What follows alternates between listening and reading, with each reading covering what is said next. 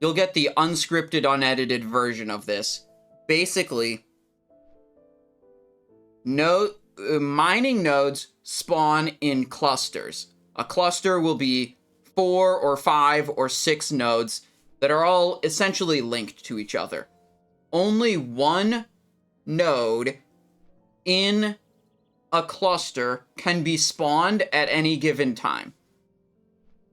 And once you mine that one node in that cluster, then it starts a timer anywhere from 2 to 7 minutes for another node in that cluster to respawn. But if you've properly identified which nodes make up a cluster, you will always get a respawn of one of those node locations within 7 minutes.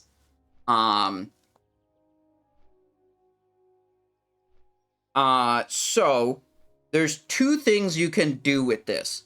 One, you can find a cluster of nodes that no one else is at, and if you want to, like, put in minimal effort, you can just stay at that node cluster and mine it every time it respawns, and you'll get, on average, like, a rich thorium vein every, like, 4 minutes or something, right? Or the next level thing to do is to identify 2 different clusters that are close to each other.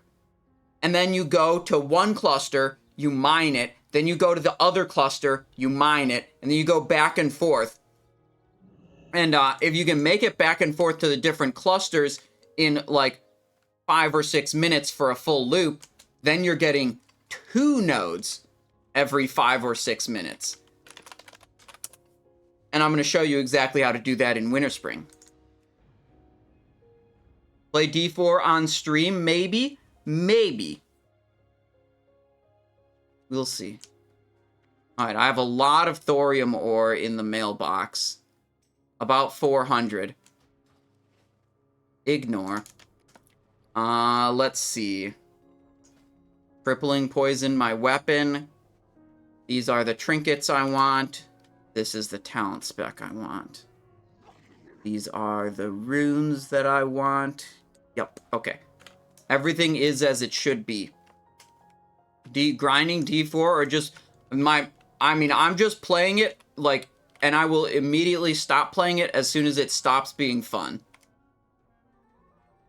That's it.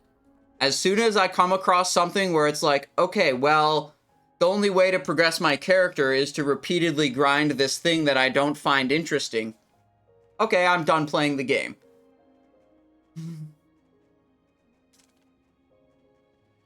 One addition we have, from last time, aside from the other stuff I talked about, is the ornate spyglass. Now, around your character, there's like a loading radius, right? Like, the game only loads objects that are like X distance away from your character. It doesn't load the entire zone at once. That'd be ridiculous. Some of the mining clusters are spread out enough that you cannot be in loading range of all the nodes at the same time. However, ornate spyglass extends your loading range to the area that you look at. So if you can find a spot like in the middle of the cluster, you can sit there and you can use the spyglass to just look at some other shit, like the other spawn locations. So you don't have to physically travel to each spawn location or get within range. You just have to go to a central spot and then spam the spyglass to find the node location. Okay, so there's a lot of clusters in Winterspring. Up here is one, Frostsaber Rock. I assume, actually, the one time I went up here, I found out that at least one of those nodes was guarded by 3 level 55 enemies or something. Not gettable. If you have any node in a cluster that is not mineable, you can mine that cluster for a while, but once that node spawns and you're not able to mine it because it's guarded by too many mobs, it's dead, basically until the server resets. Or you summon help to get you to mine that, like, because that's how the clusters work. If a node is spawned, none of the others will spawn until that one is mined, right? So never really messed around much with this after I found one of the nodes in this group to be one that's ungettable. This is 1 or 2 clusters, probably, with the number of nodes that are here, but Winterfall Village is highly contested for the Winterfall Firewater and the quest that everyone wants to do, so I don't go there for mining very much. This lake is accessible to a lot of people. It's not like a rogue-only thing like a lot of these mining spots. I've seen hunters mining this lake before using Eagle Eye to, like, look for the which node is up in the cluster. So we got cluster, possibly 2 different clusters, cluster here. This is the Blue Dragon Cave, Mazthoril. This is a very good one for a rogue. But this is basically a single cluster, right? You're only mining 1 cluster here. Here is another cluster. This is at the Moonkin Caves. Here's a cluster. This is the Frostwhisper Gorge, the Frostwhisper Giants here. There's another cluster, and then I'm not sure how many clusters make up all the spawns in Darkwhisper Gorge, but Darkwhisper Gorge is a very difficult area to traverse. There's like 6 different valleys connected by caves with a bunch of high-level elites, and everything's very far apart, so it takes a long time to move. So my strategy that I did off-stream over the weekend quite a bit is go between the Moonkin Caves and Frostwhisper Gorge. And I encounter resistance sometimes. Sometimes other people are there. Sometimes we fight them. Sometimes they kill us. Sometimes I kill them. We're going to see what the situation is. So this one is actually really, really nice because it's one of the few clusters where you can actually stand in the middle of it and your track minerals is in detection range of all 4 of the nodes in the cluster. Although it looks like right now nothing in the cluster is spawned, which tells me we've got company. Someone else is here. And we're not going to take the time to try to root them out right now. We're just going to go and move along.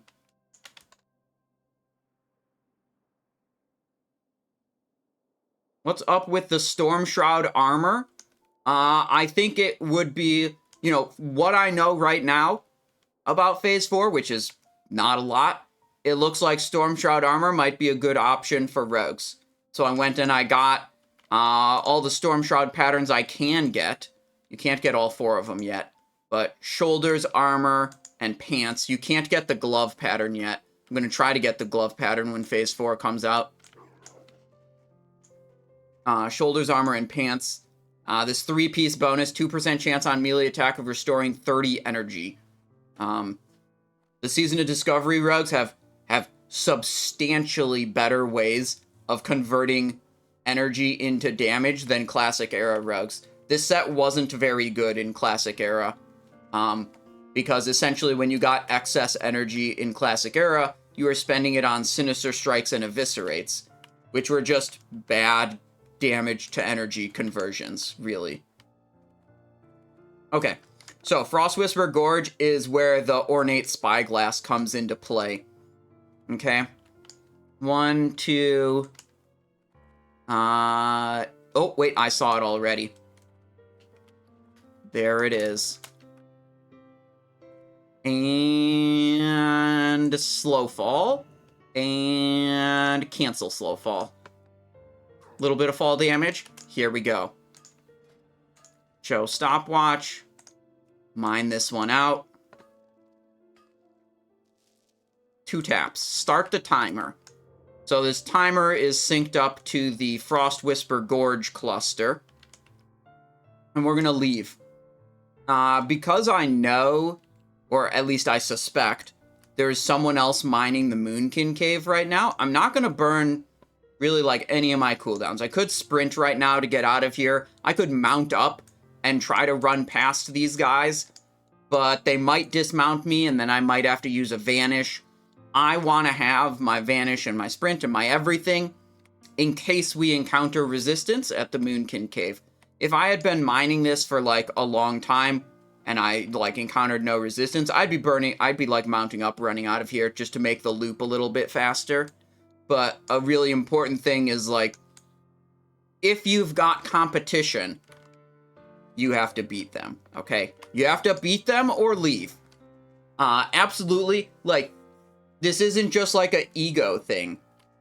It's, like, competition. If you're trying to be an efficient farmer, the most important thing is that you're mining a location where you don't have competition.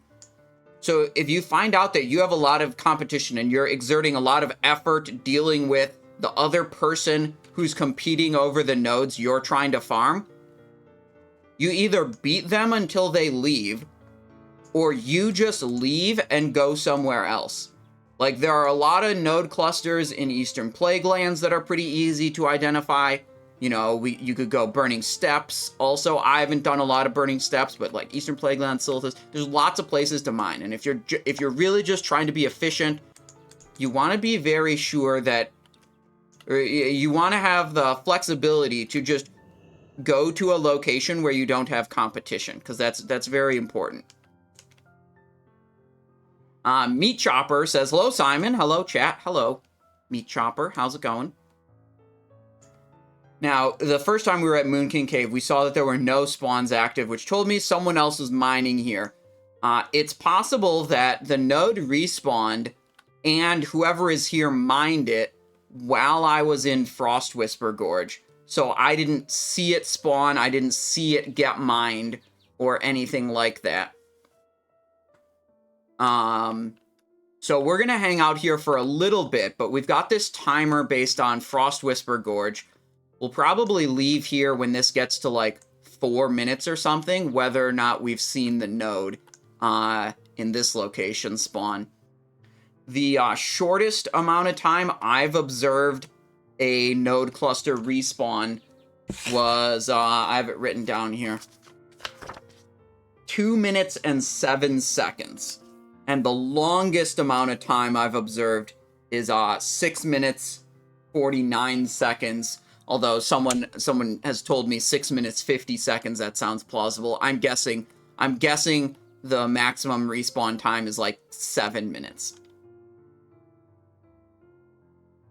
Freya asks, any cool rogue tips for Cataclysm? Nope, I'm not really planning to play Cataclysm.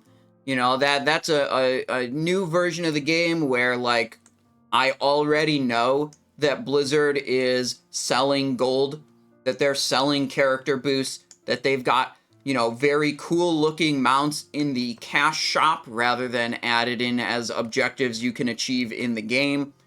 All those things make it very distasteful, and it's like, it's a fresh break where, like, I'm not already invested in playing Cataclysm.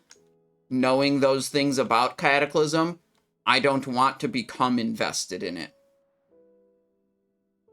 The other thing I know or heard previously about Cataclysm is that the raids are very hard. They said more recently that, you know, you're getting post-nerf versions of a lot of the raids. I don't know how hard post-nerf Cata raids are, but people in the past have told me that the Cataclysm raids are really hard. Like, you know, I complained about wiping over 100 times on Heroic Lich King, and people were like, huh, you think that's bad? Just wait for Heroic Ragnaros. That's a 400 wipe boss.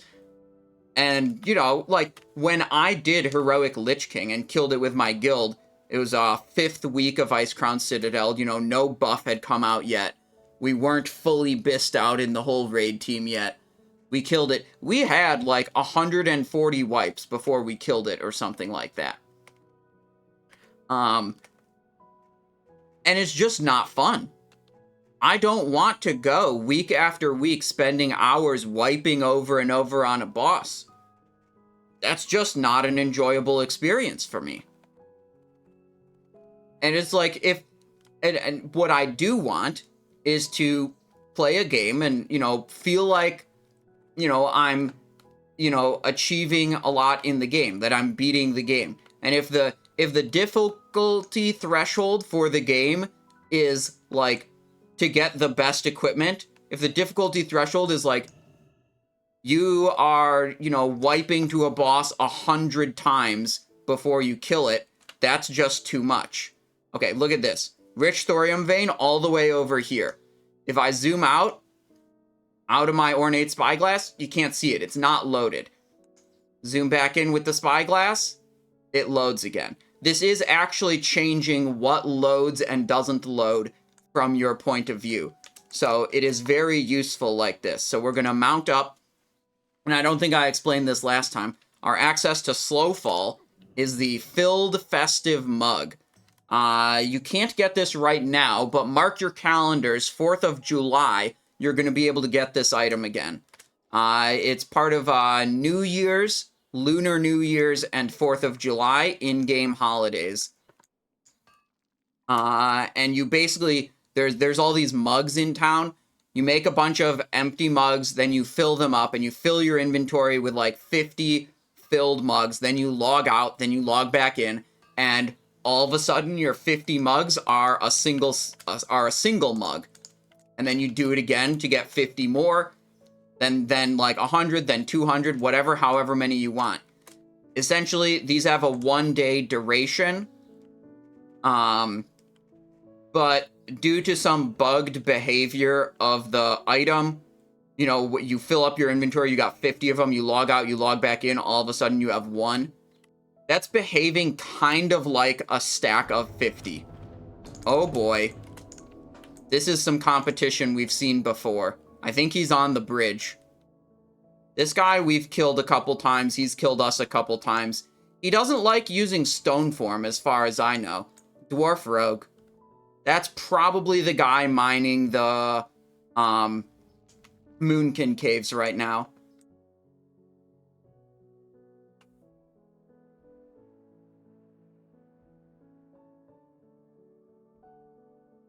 Right, what was I explaining before? The filled festive mug.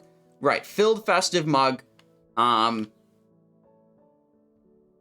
Right, so when you log out, log back in, all your mugs become 1 mug. It's kind of behaving like a stack.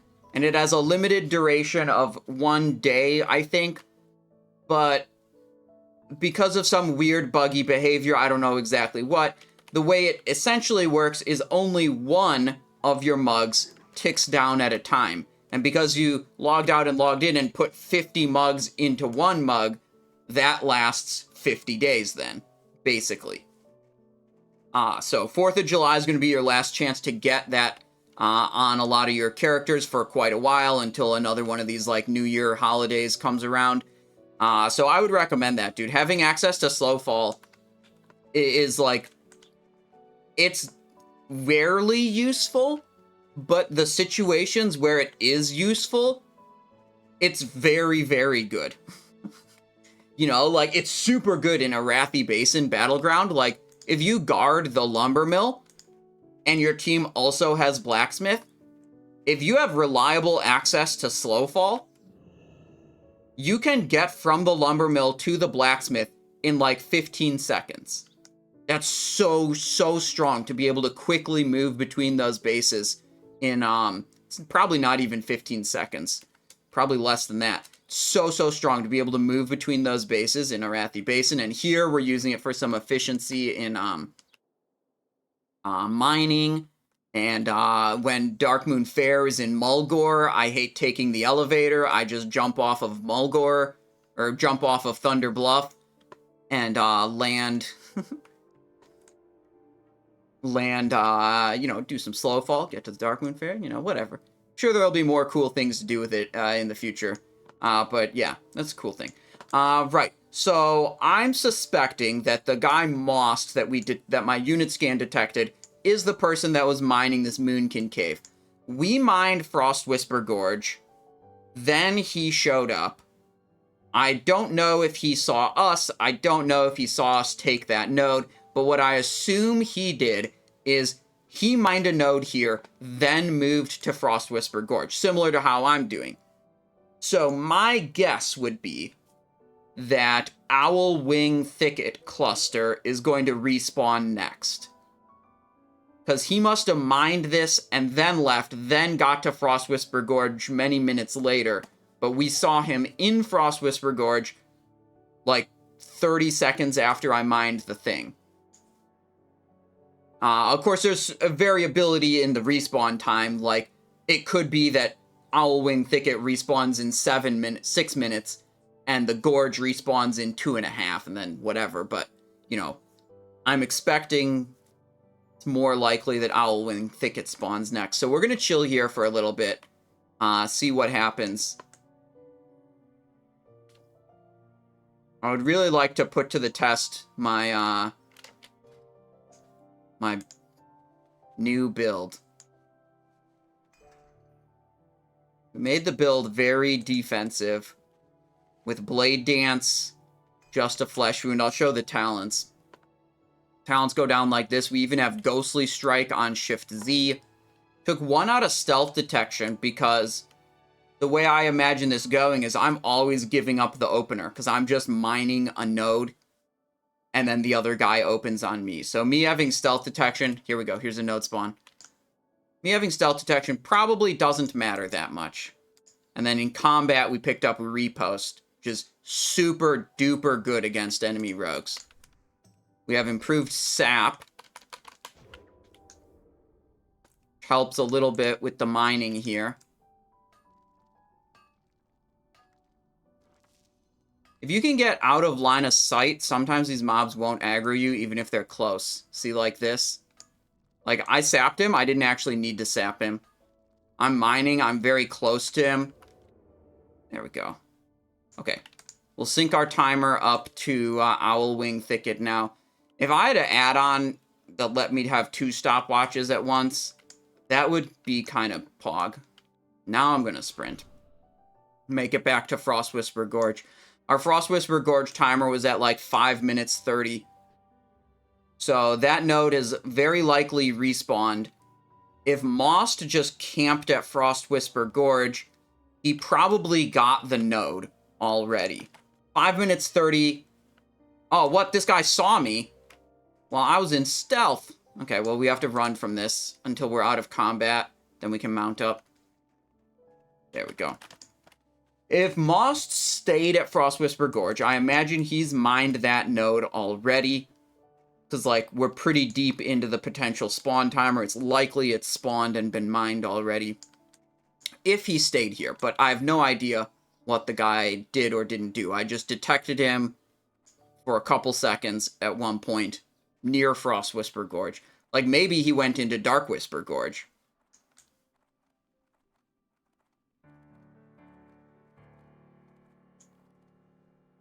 Silly Wabbit says, I'm doing a Horde side Spirit Res route in Burning Steps, hitting 4 clusters every 10 minutes.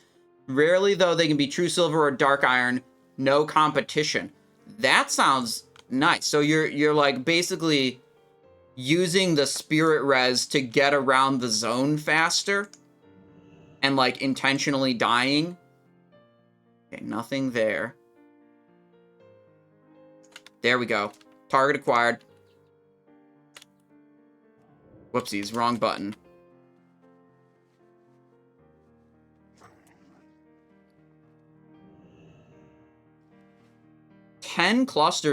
Four clusters every 10 minutes. That's way better than what I'm doing here. I mean, I'm getting... Actually, no, that's actually kind of similar, I think. If I don't have competition for this route, it's 2 nodes every, like, 6 minutes, roughly.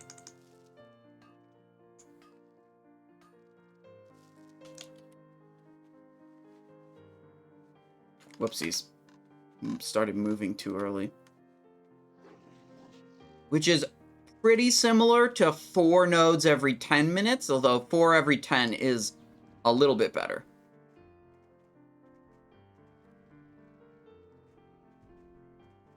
Don't dismount me. Don't dismount me. Okay, we're good. We're good. We're good.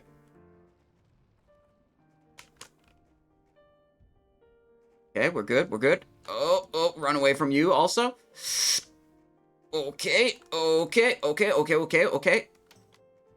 Not dead yet. Making it out of here alive, I think. And I think we're making it out of here without having to burn my Vanish.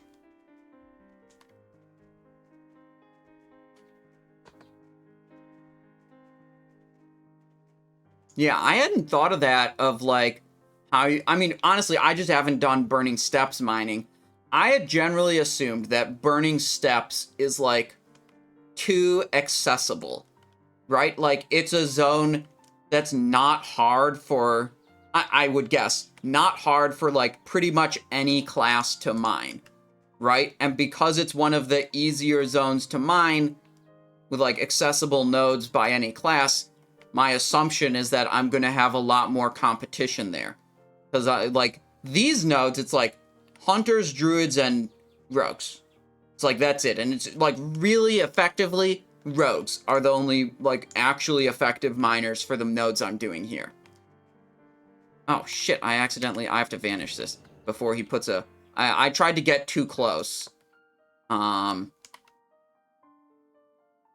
These mobs can put a moonfire on you, which is not good. It's a, you know, damage over time effect. Let's see, nothing here, nothing there. There we go. Oh, I think I just heard a stealth noise. I think.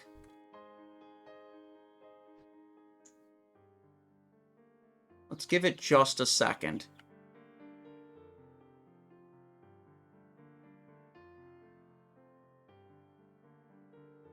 Okay. I'm gonna pre-prep so my vanish is available. We learned we don't have to sap that guy if I stand right here. Wondering if I'm about to get cheap-shotted.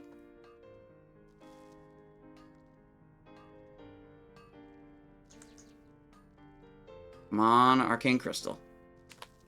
Nope. Okay. So that was 2 nodes in 5 minutes, 10 seconds.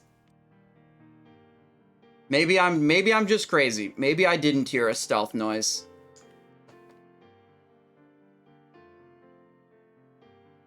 Yeah, so I mean, this is kind of the loop that I've been doing.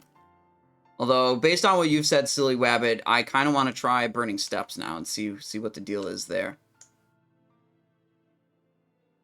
Don't detect me. This guy detected me last time. Annoying.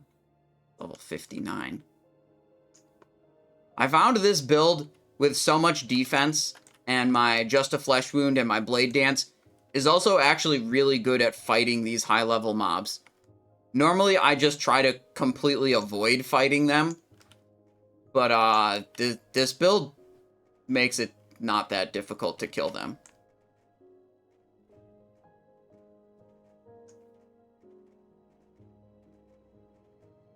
The one Arcane Crystal in my inventory is from earlier. Basically, I get Arcane Crystals on this character, and I mail them out in pairs. Because I have 2 Alchemists doing transmutes. Okay, nothing there, nothing there. So we go to here.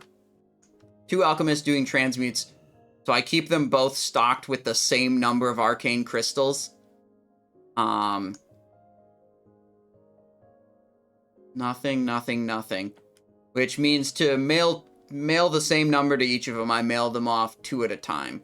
There's one other node on this side that we might get. There it is. Target acquired. Mounting up. Slow fall.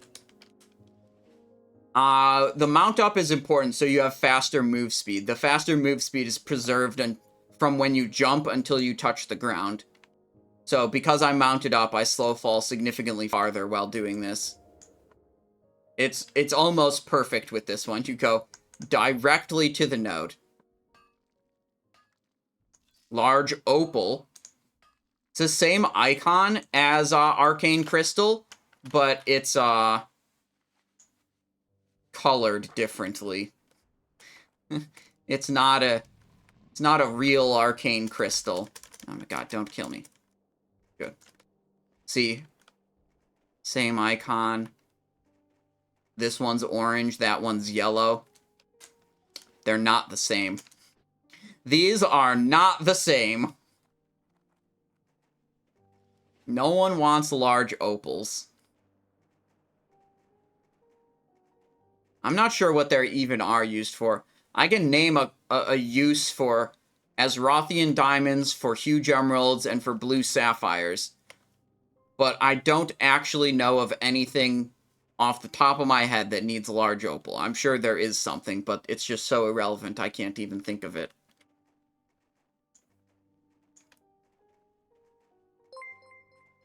Okay, this time we're going to stealth early enough that we don't have to burn the Vanish. I lied.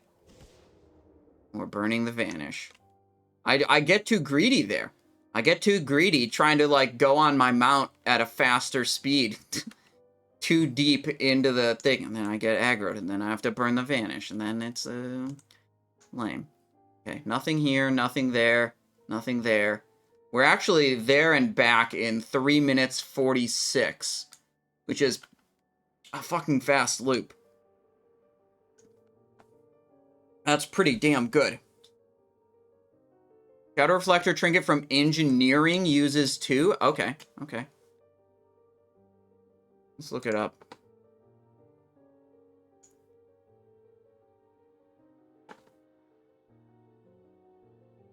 Large opal. Contained in reagent for 16 different things. Arcanite Champion. I keep looking over here to see if a node pops up. Bleak Wood Hue. What is this? I don't think I've ever heard of that item before. Can be applied up to 3 times? What the fuck? I don't think that's a accessible item. Enchanted Thorium, Dark Soul Breastplate, Dark Soul Leggings. This is Plate Shadow Resist. Wait, is it? No, wait, this isn't the Shadow Resist. Plate Stamina Hit Chance. The fuck? Is that a Zul'Gurub recipe, I think? Yeah, it uses Solderite, so that's a Zul'Gurub thing. Heart Seeker needs a couple of, Masterwork Stormhammer. Blast up to 3 targets for nature damage. Yeah, okay. Serenity, Stronghold Gauntlets, Ultra Flash Shadow Reflector, Voice Amplification. Yeah. There's not a lot. I mean, none of these are, like, super crazy in-demand type of items, you know what I mean? Yeah, there's a lot of items like the Bleakwood Hue. I think it's something that's in the game database, but not actually accessible. Like, never implemented as being accessible to characters. There we go. Has it spawned this location every time we've been here today? I think it has. Out of line of sight, so that guy doesn't aggro me. Here we go. Thorium. Oh. Oh, wait. This is bad. This is bad. I don't have, much.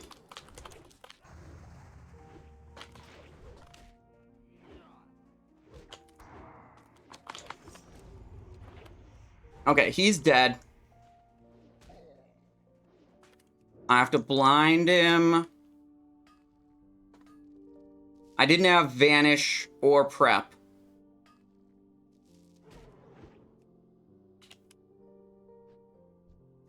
Waiting for my Gouge cooldown now. I think I should actually... Nope, here we go. Last Mining Tap.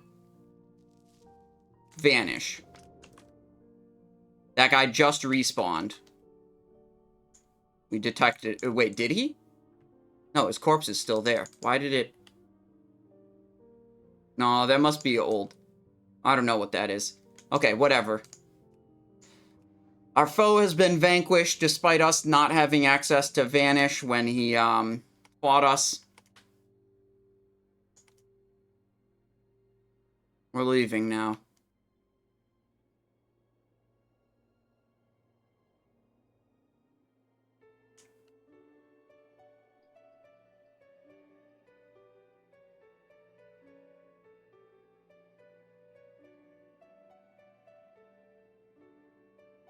Zadar says, GG, are you mossed by any chance?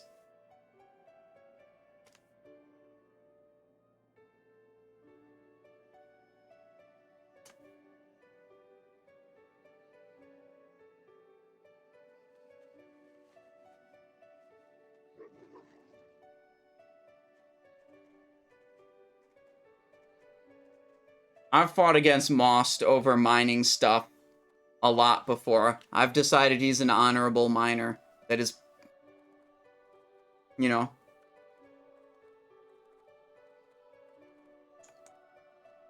So, see, Zadar, the thing is, when someone pops up and it says first time chatter right after I kill someone, I have to assume it's the person that I killed and then they're joining the stream chat or whatever.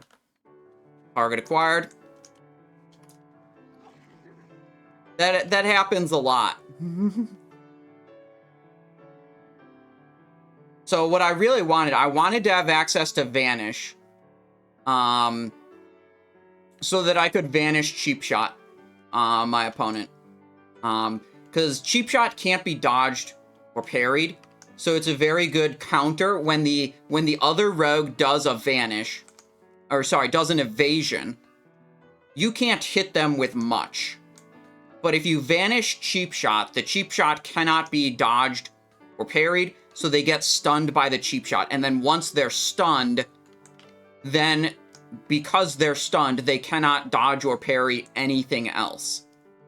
So you Vanish Cheap Shot them, then you go follow up with a Kidney Shot before the Cheap Shot fades. So again, they can't dodge it. Unless you are a pesky orc, they always resist those. I mean, I just picked the correct race, okay? The correct race for PvE damage dealing and the correct race for killing other rogues. Zug zug, man. A whole bunch of times when I've been fighting, other rogues will open on me. When I've been mining, I mean. Other rogues will open on me, and they'll just... from my point of view, it looks like they just, like, came out of stealth and started auto-attacking me. And I'm like, what the hell? Did this guy misclick? Why didn't he cheap shot opener me? And it like, takes me a while to realize, oh yeah, the guy did try to cheap shot opener me. It just resisted, and now he's auto-attacking me, because that's what happens when you cheap shot and then it gets resisted. And it's just like, oh, I'm gonna turn around and, you know, fucking attack you. Nice 60 energy for nothing. The orc racial stun resist is a lot. Oopsies, that was not the button I meant to press. Hardiness. Chance to resist stun effects increased by an additional 25%. And you know what's fucking crazy is orc warriors can get a talent on top of that. That's like another 15% stun resist or something like that. It's kind of insane. I kind of wish rogues had something like that, because I would just laugh so fucking much rolling around with like 40 or 50% stun resistance. Alright, this time I'm finally gonna stealth early enough. See, look, I didn't have to burn Vanish that time. I told you.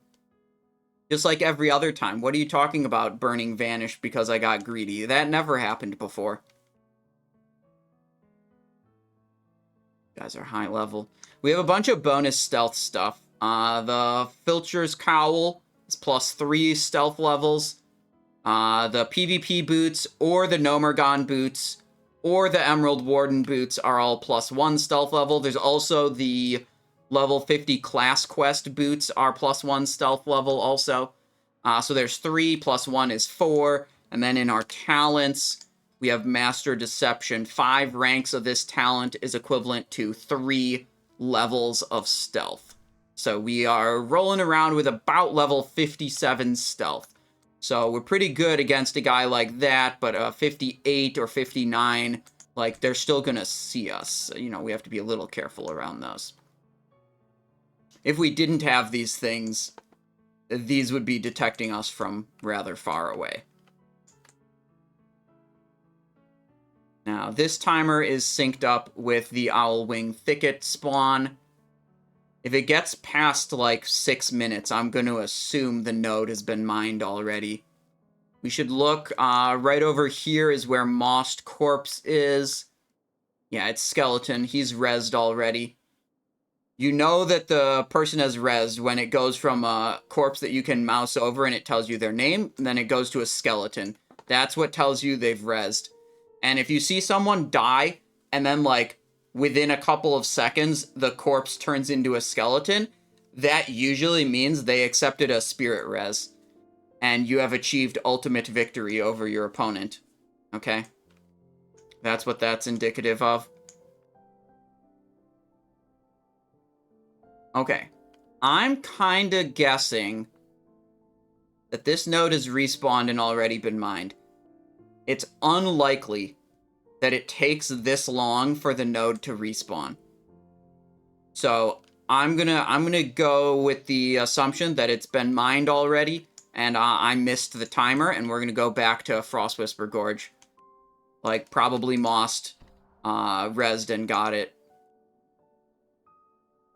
And we're gonna try to find another gorge node. We didn't stay there until the, like, literal limit of the respawn. But, just kind of playing the odds. We want to be efficient. I actually kind of wish we got more PvP, because the PvP is kind of fun. And these days I have a build that's like 100%, like, I know what's going on here, I know what my build is for, and I've, like, very much specialized it for killing other rogues. And when I fought Most over the node in Owlwing Thicket, I actually made a mistake. I was supposed to use Blade Dance, and I didn't do that. So when you turn and look somewhere, you have to wait a second for it to actually load the things. So, like, I go over here. You see how that just loaded in, that doodad? If I glance over, and then I quickly glance back, you see, it takes just a second for it to load. There we go. Target acquired. So you can't move super duper fast with your spyglass. You have to wait at least a little bit when you're looking at a node spawn location. I think I slow-falled too early. I should have lost some height.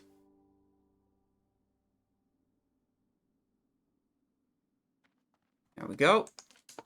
There we go. Thorium ore, elemental earth. Thorium ore, elemental fire.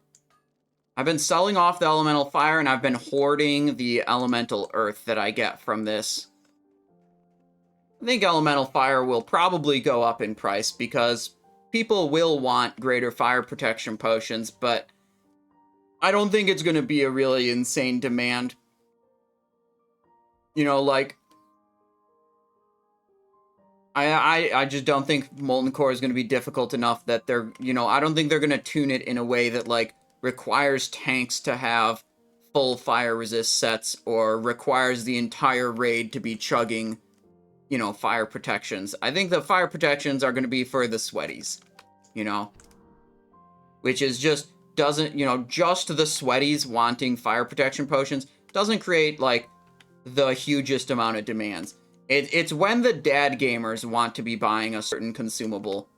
But dad gamers are, like, in my opinion, are usually allergic to buying defensive consumables. It's like, they'll spend some gold on, like, mongoose and thistle teas and stuff like that. But when it's like, oh, you should buy an elixir of fortitude to give yourself 140 extra health, or some rumsy rum or whatever, it's like, there ain't no shot dad gamers are going to be buying that. And, like, the reality is, majority of people playing Season of Discovery, my guess is, I don't actually have these numbers, the majority of people are like, dad gamers. Pretty casual. Just trying to have fun. So that's what I always think about, is like, do I think dad gamers are going to want this item? If yes, then, like, yeah, there's going to be some real demand for it. But if it's only for the sweaties, then not so much. Alright, currently our timer is synced to Frostwhisper Gorge. We don't have a clear timer on the Owlwing Thicket.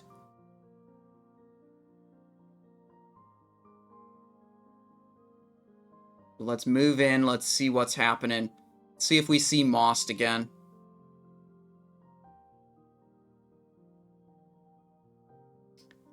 It's like none of the nodes are up right now, but we will chill for a little bit. See if anything comes along. 1, 2, 3, 4.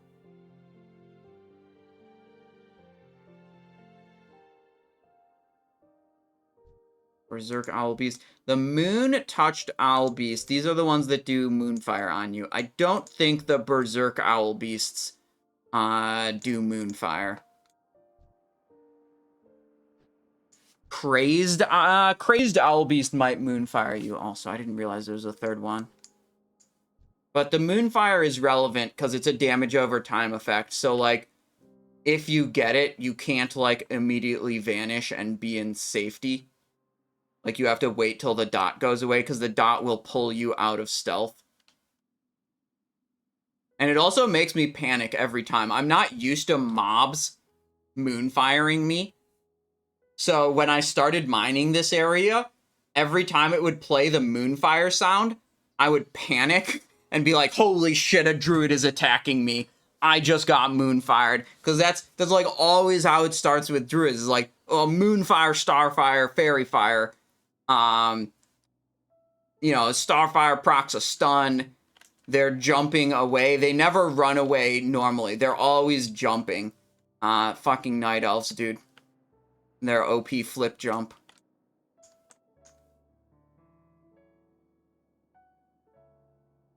What are we thinking here? Do we bounce, go back to the Gorge? I think if we stay here, we'll probably fight Most again. We just don't really know what the spawn timer is on this location. I assume he got the last one, and because I want to fight him, I think we'll just hang out here. But I also really need to take a bathroom break, so I'm gonna, like, go over in the corner here.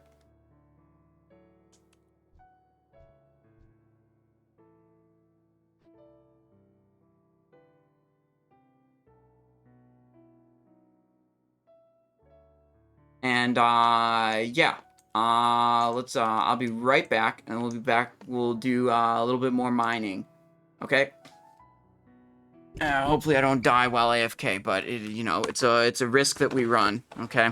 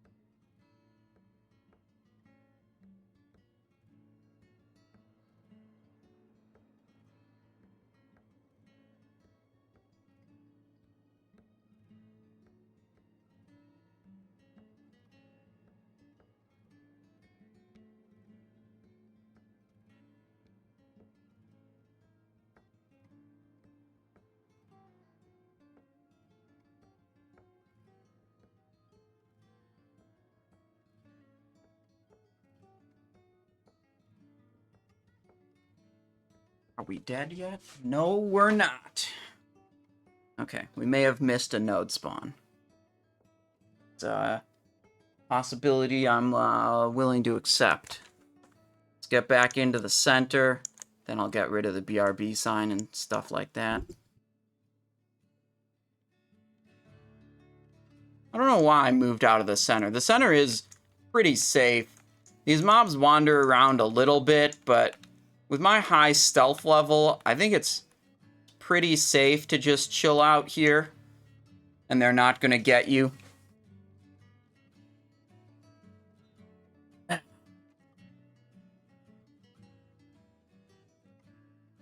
I want to camp this one. Not because I'm trying to be efficient, but specifically because I think Most is here, and I want to fight him again. The PvP is what keeps it interesting. It detracts from the efficiency, but I feel like this is peak PvP in WoW. Fighting over a limited resource out in the open world. And, like, that's what I imagined myself doing on a PvP server when I chose to be on a PvP server. It's like, this is the peak PvP content. This is another one where you can be out of line of sight and not aggro the guy. Now, are we going to mine it successfully without any interruption, or are we about to get sheep-shotted? My PvP trinket is ready. 3rd tap. 4th tap. No problem. No problem. I mean, I guessed Moss was here, because, like, I'm pretty sure he got a node spawn earlier. Guess not.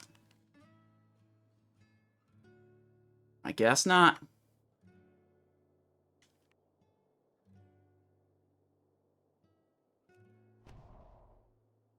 Alright, we'll go back to the gorge. Our timer is now synced to Owl Wing Thicket respawn. I think this mining thing, like, I started thinking about it. When I first started mining a lot on stream, I got very frustrated because some people very obviously stream sniped me to gain an advantage over me. Other people, like, they killed me. Maybe they were stream sniping, maybe they weren't. And then I got, because some people were, like, super obviously, blatantly stream sniping me, I got super paranoid that, you know, whenever I was contested while I was, you know, mining on stream, I got paranoid. I'm like, is this person stream sniping? Are they not? Am I, you know, should I be, you know, upset that, like, you know, what's going on here? And then eventually I realized that it probably just is a bad look for me to be, like, constantly speculating or accusing other people of potentially stream sniping, whether they are or aren't. And it's just like, the new approach is, I don't care. I'm probably, you know, you make my character good enough that I can probably kill them. And then if I can just kill them whenever they come at me, it doesn't fucking matter if they stream snipe me or not. All those people are in Cata now. This is a good time to be mining and open world farming, you know. Because, you know, a lot of people are hype about Cataclysm.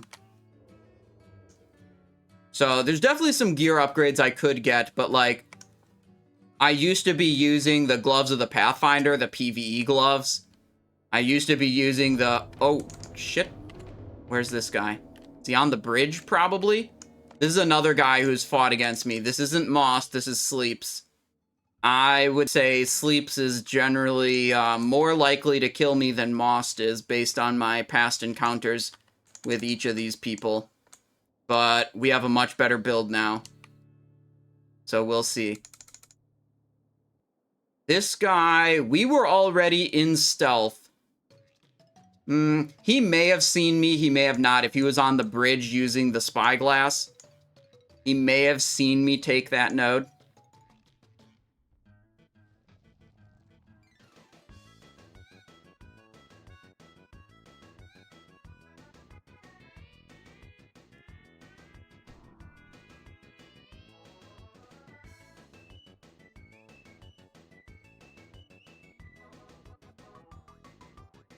Gotta get far enough away that this guy won't aggro. Then we can mount up.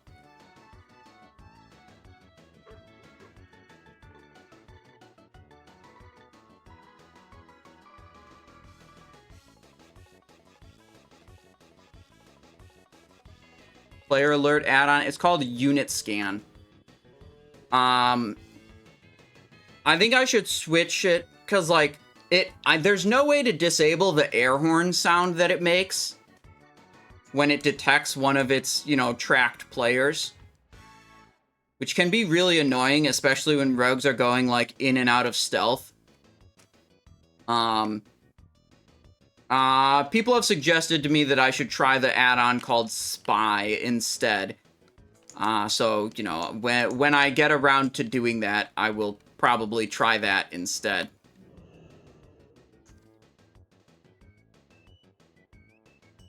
Alright, Owlwing Thicket. That our timer is synced to Owlwing Thicket right now. And we mined Frost Whisper at like 2 minutes. Oh, there. I see it. See it, I see it, I see it. I'll sprint to it.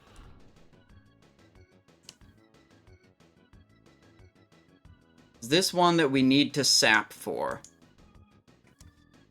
I think so?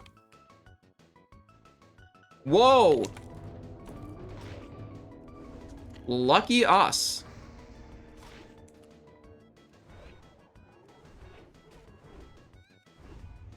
He's done.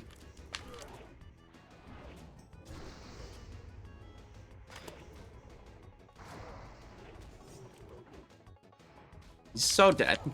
It's got the dots. Oh, he lost the saber stacks, actually. This thing has a saber stack on it. Let's just vanish. Sap you. Target is in combat. Oh, no, no, no, no. Don't detect me. Don't detect me. Sapped. Good. Might have to blind him. The sap against high-level enemies tends to break early. There. And we're good. Prep vanish. We're out of here. Man, if Most was, I don't know, 3 seconds later, I would have just opened on the, I would have sapped the mob and I would have initiated the mining of the node and he would have had the opener on me. But because he was like 2 seconds ahead of me, he sapped the mob, I saw that he was there, and then I just back off. Okay, I cheap shot you. Yeah, and against that fight, against Most, I again should have activated Blade Dance earlier than I did, but I did at least remember to activate Blade Dance there. I mean, with Ghostly and Blade Dance, like, my avoidance goes so high. Like, a baseline dodge is 19, parry is 10, right? So there's, like, 30% roughly total. You add Blade Dance, that's 40. Ghostly, that's 55. That's a lot. That's not even with evasion.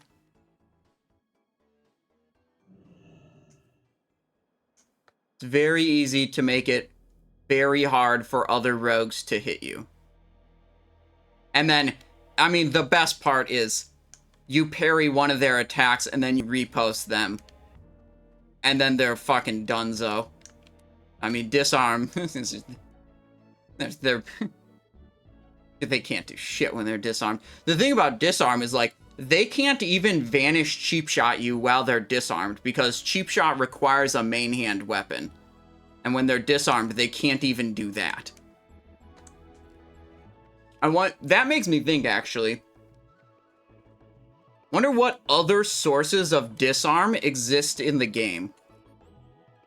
Because if I could more reliably trigger disarm against enemy rogues, that would be pretty damn good. I think there's a weapon that gives a chance on hit disarm. It's like a mace, crafted mace by blacksmiths, I believe. I have no idea what the proc rate on it is.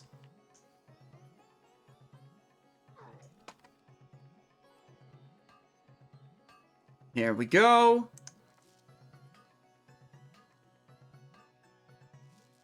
Damn.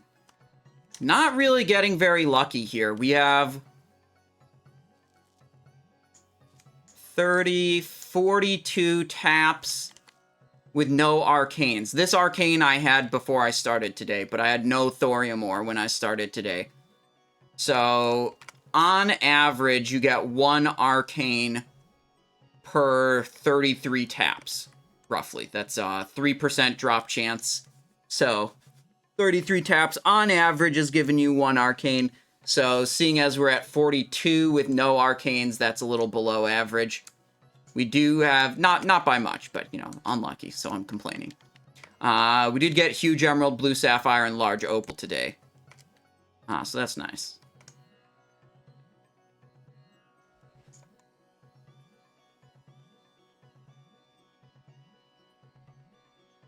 Yeah, Toxiferous, this build with tank runes, I had seen a Shobek use it before. Like, I remember fighting him in Blood Moon one time, and I was like, oh my god, it's Shobek, other streamer, I'm gonna go try to kill him. And then he just, like, cracks on a Blade Flurry, and it's, like, impossible for me to, or sorry, a Blade Dance, and it's, like, impossible for me to do anything to him. I'm like, what the fuck? I sit there fighting. He doesn't do much damage to me, but I'm doing basically nothing to him. And then he has some pocket healer and he gets healed.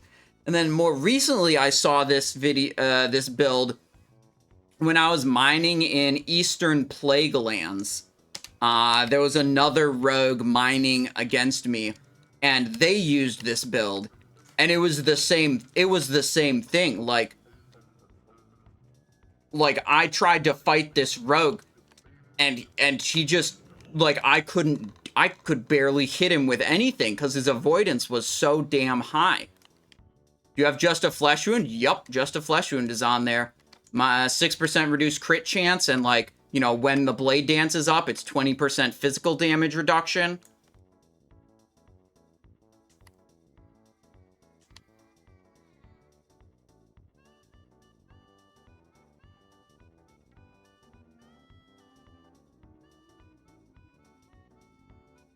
Given how long Phase 3 is going to run for, other than your Warrior Raid and Sunken Temple, what you planning for stream?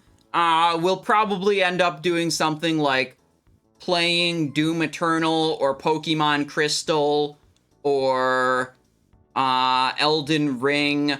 Like some game that's actually good. You know. I think we'll try to do... My idea is we'll try to do some half and half streams where we do a little bit of WoW stuff because it's what you guys all love and are addicted to. And then we'll, like, switch over to some other game. Could level another rogue. I'm not gonna do that.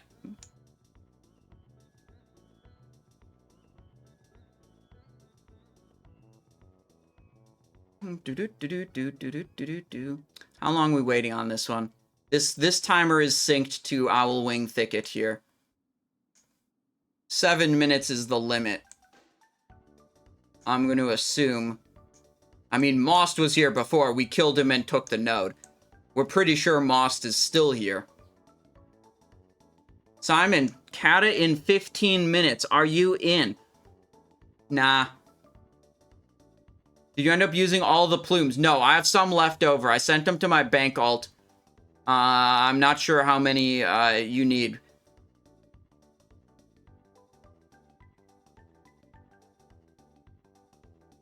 You release a Phase 4 quest prep guide? No, I'm going to do the same thing for quest preparation. I'm going to do the same thing I did last phase, which is just, like, go to 2 different zones and do all the quests in those zones.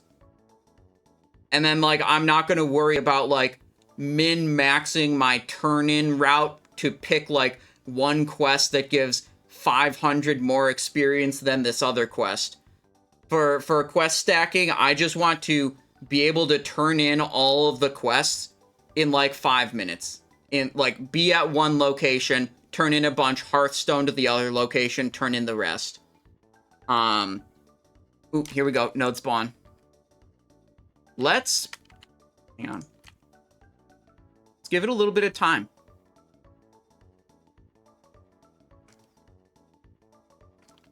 What if Most is here? And he does the same thing as last time? if we're assuming Most is here, we could play chicken a little bit. Who's gonna mine the node first? You know?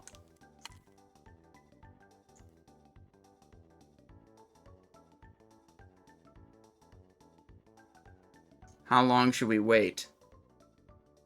I think at 1 minute, we go in and just take it ourselves. The downside is, if Most isn't here, I'm just screwing myself by waiting. Right? I'm giving up what could be a free node and giving other people time to show up. Okay, let's see what happens. I've got Vanish available. That was a very early sap break. Okay. Well, no fighting required, apparently.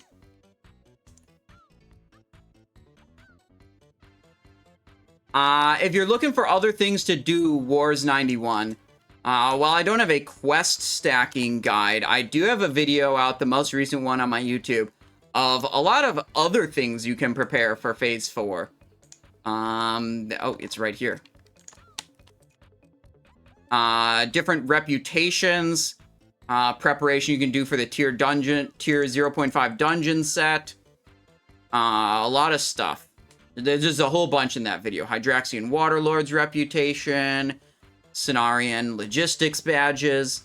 The focus of the video is stuff you can do right now that will probably help you out at max level.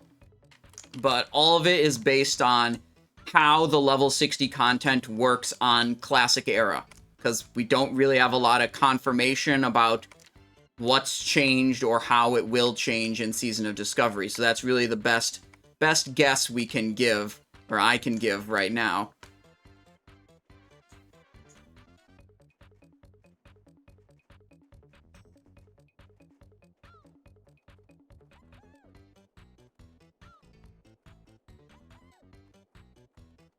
Yeah, I guess something that's not mentioned in that video, which I guess I didn't mention it because I just feel like it's super basic, is like level up your professions.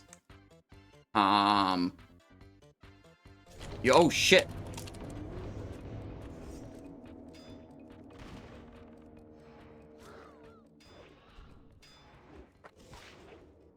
What the?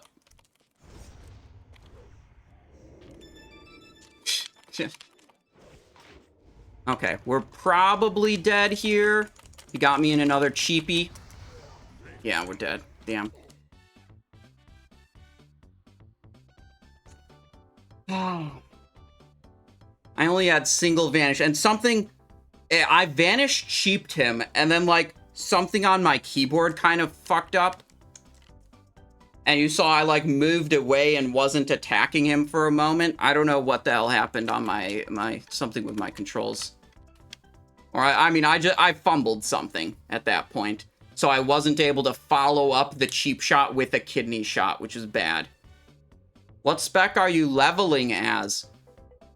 For what? There's no leveling in Season of Discovery right now.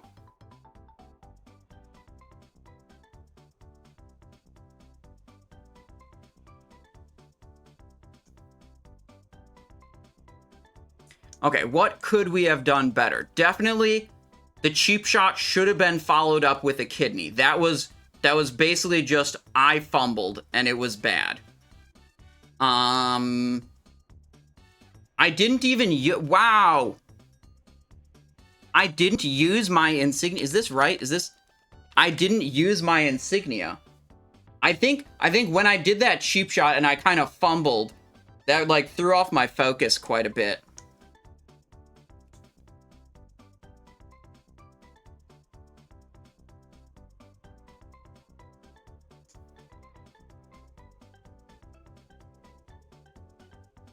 I probably forgot these other things that I could have or should have been doing. Because I, like, like, when it happened, I wasn't really sure, like, what the hell's going on. Why is my character moved around like this?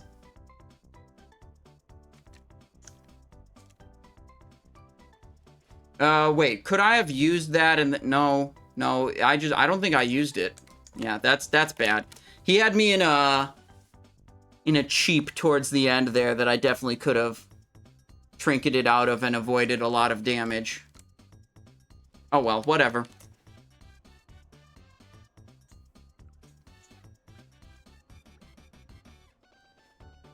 This is a very long run back. I mean, it's not as long as running into Dark Whisper Gorge. That's another, like, 2 minutes or something. But, like, the graveyard's here.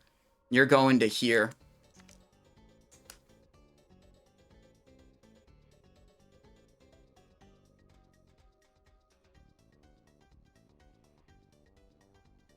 So, let's see. Most got the opener on me once. I got the opener on Most once. We won both of those. Sleep's got the opener on me once, and unsurprisingly won that. If the other rogue gets the opener on you, it's a pretty big disadvantage. I wasn't paying attention to Sleep's cooldowns, really. I'm not sure if he had double cooldown sets available or not. I only had one Vanish. I had to prep to make that Vanish happen because my other Vanish was on cooldown. My, like, original Vanish.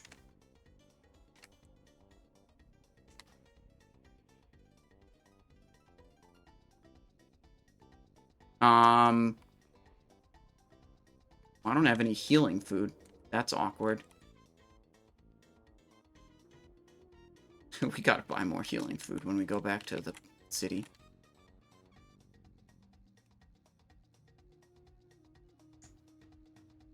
Alright, not sure what the status on this node is, or what I should expect. Should I expect that Sleep has mined the node and left already? Do I think he is waiting for me to come back unstealth and to open on me again? I am not sure. But if I was someone out here farming, with the goal of farming, I wouldn't be sitting around waiting for someone to respawn. So I'm going to assume he's moved on his way.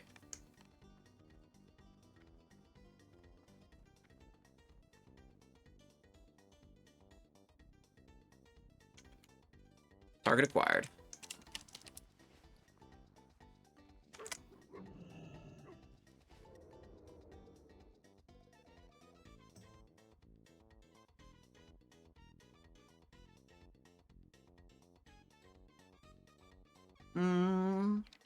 Okay, we have everything except for prep available in case we get cheap shotted here. If this guy was out for blood, just trying to fight, he could be waiting at a spawned node. Nope, we're just clear. What also could have been is that corpse run could be long enough that literally he killed me, mined a node here, and left. And then the node respawned before I got back. You know? That could also be what happened.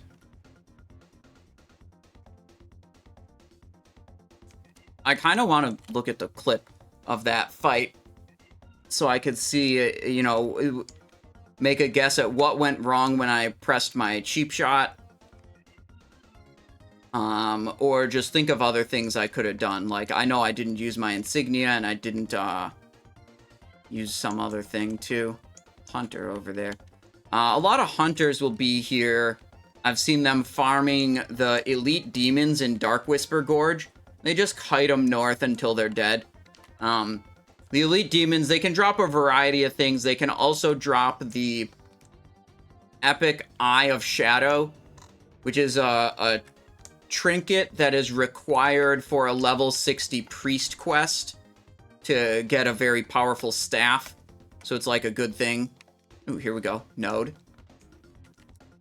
Really hoping we can get, like, if we can get one arcane crystal today, that's good. But when you do a mining... Oh! This is a thing that happens. It's a thing that happens. Anything that can spawn as a rich thorium vein can also spawn as a true silver. which is not what you want to see. Gross. Citrine, dude, I'm gonna vendor that. Star Ruby, worth less than a gold.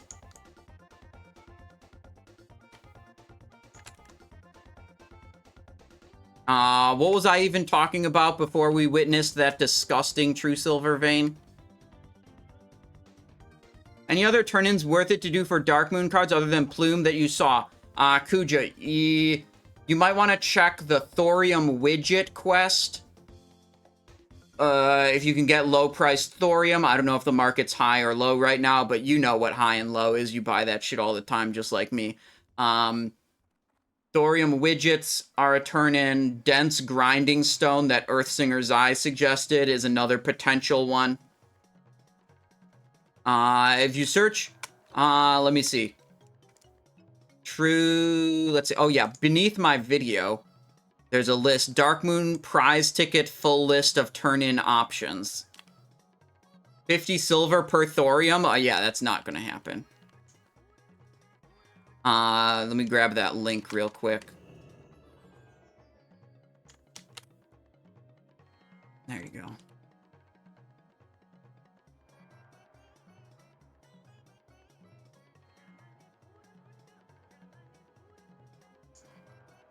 Stealthing here because I'm paranoid.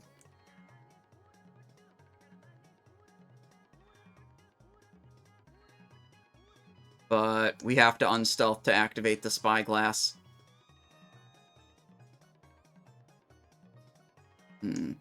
Nothing. Other side.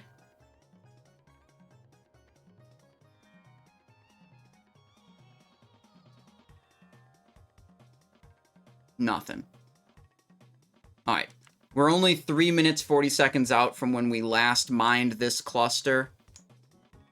So it's not surprising to me that it's not currently spawned, but we'll just keep checking.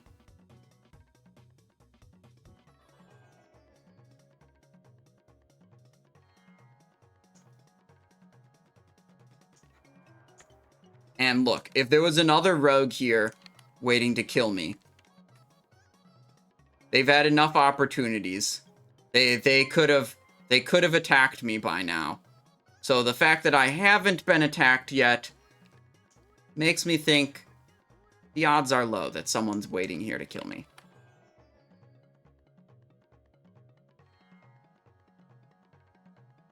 We did get here, what, like 3 minutes 30 after the last time that this cluster was mined. Which means there's about a minute and a half window of, like, someone could have been here before us, and it could have respawned very quickly, and they could have nabbed it before we even got here.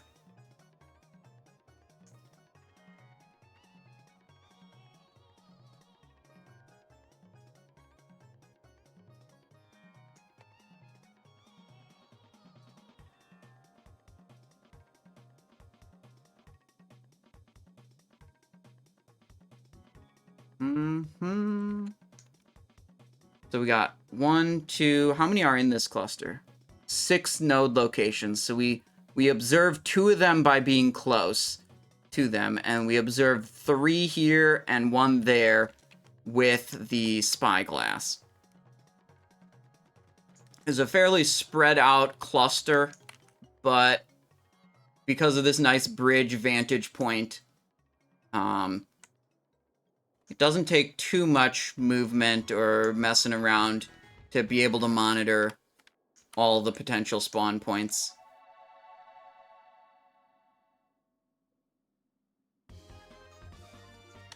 Target acquired.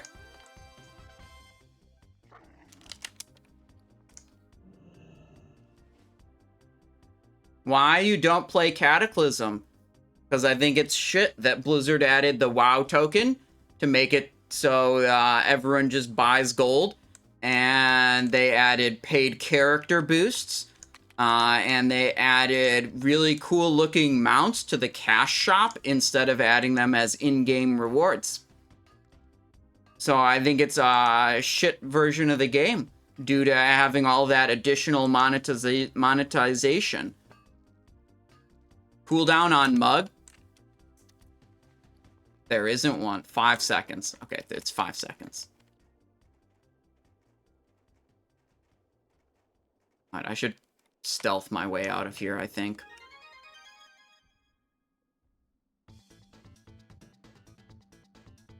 I'm pretty sure it can't be used in combat.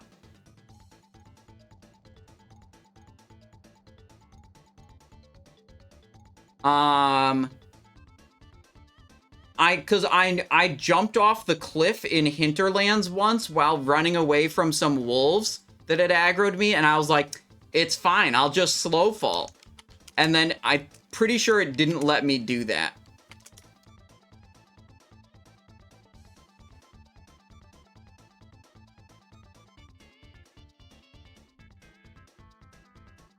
It has a chance to go to empty mug whenever, yeah, when you use it. I think that's whenever you use it. It has a chance to become an empty mug. But then you just log out and log back in, and then it should be refreshed based on, you know, if you still have any filled mugs left.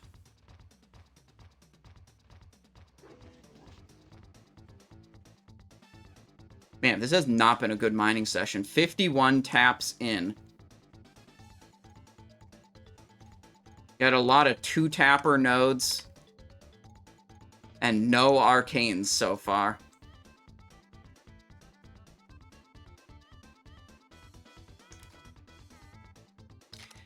Man, at this rate, I was considering, like, do I want to try to get a Thunder Fury on any of my rogues or not?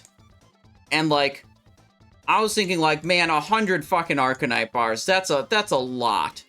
Dude, it's so much. And then, like, you need to get a raid group that's willing to prioritize you the Thunder Fury, which is a whole other thing, because then they'll be like, okay, well, you can have Thunder Fury prio if you do some bullshit that no one wants to do, like tank every run and use expose armor or something.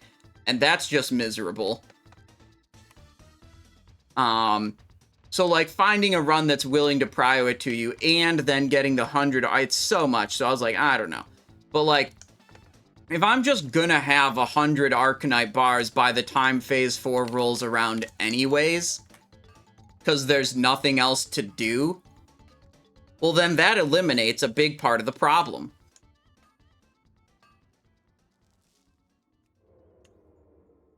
Alright, sync this timer to Owlwing Thicket. Let's get out of here. We'll get an Arcane Crystal eventually, guys.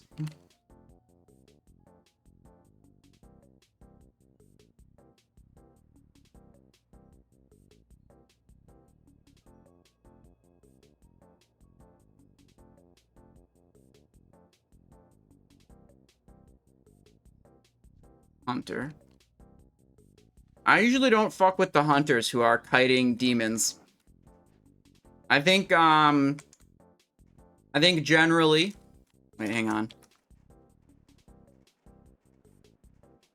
If I don't fuck with them, they're not gonna fuck with me. Occasionally, I level up my gun skill on the like, mob that they're kiting as they run by. And then I, like, drop a stun on it to help them out or something. We have a good relationship, me and most of the hunters who kite demons around here. Rinzo's Rapid Repeater versus Percussion Shotgun of the Tiger. This is more DPS. Oh, here we go. We don't even have to use a spyglass. It's one of the close nodes. Fall quickly, then slow fall at the end so I don't die. Okay, I kind of accidentally bumped my way over that way. Okay, here we go. Mining. This is it. I'm feeling it. I'm feeling it. This is the one. We're finally gonna...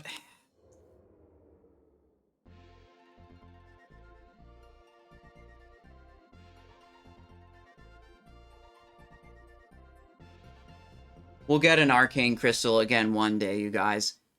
You remember the good old days when we had Arcane Crystals and we got them occasionally? I've got like 11 Arcane Crystals on my account waiting to be transmuted. But I have... Oh, no! No, sir, no. No, oh, there's two of them. Fuck. He detected me in stealth. Sprinting. Sprinting. Probably gonna have to burn a Vanish here. Yeah, Vanish is the best way out of this.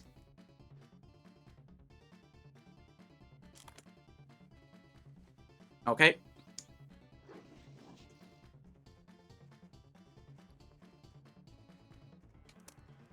And we're on our way. This timer is synced to Owlwing Thicket, so... You know, we're like 45 seconds into the potential spawn of that one. Over a 5-minute window, so we're going to be back there pretty quick. Not miss much. WoW Classic 2019 to 2024 sod maining right now. Season of Discovery is kind of down bad right now, because there's not much left to do in Phase 3, and they announced that Phase 4 is going to be delayed. So, we have probably at least another couple weeks of Phase 3.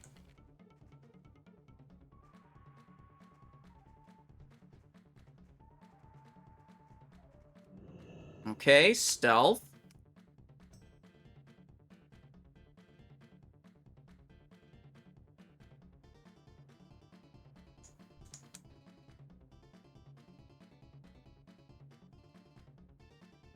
More playing Cata means less... Oh, more people playing Cataclysm, yeah. But, I mean, like, some of... our regular mining opponents are still out and about, you know. Most is here, Sleeps is here. Here we go. Can we line of sight this one? Yes, this is the one we can line of sight. Okay, so we don't need to sap for this. Reset our timer. So we're within proximity where this guy would normally attack us. But because we're out of line of sight, he's not attacking us.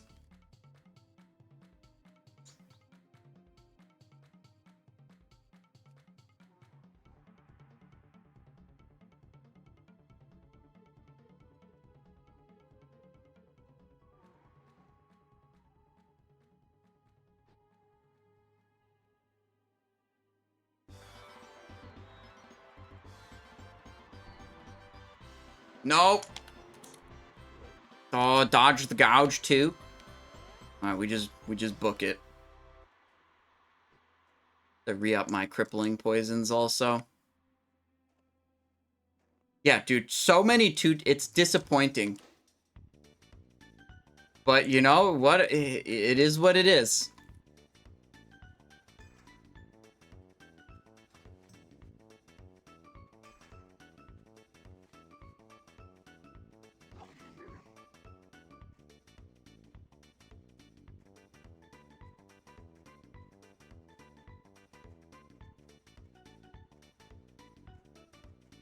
Alright, this is the Owlwing Thicket timer. Now we're looking for Frost Whisper Gorge. Neither of these two are spawned. We go here. Long sight. No dice there. This is the spawn point for this one, right there. What do we got over here? Nothing. This one's kind of hard, because if you position, like, a little bit wrong, the node is blocked behind this thing. Making it slightly hard to see.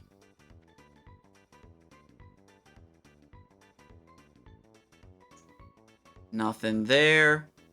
And the close point is also not spawned. Alright, so we just go back and forth, zooming in, checking these out. One of them will spawn eventually. Difference is if we went... Oh, there we go. If we went down below...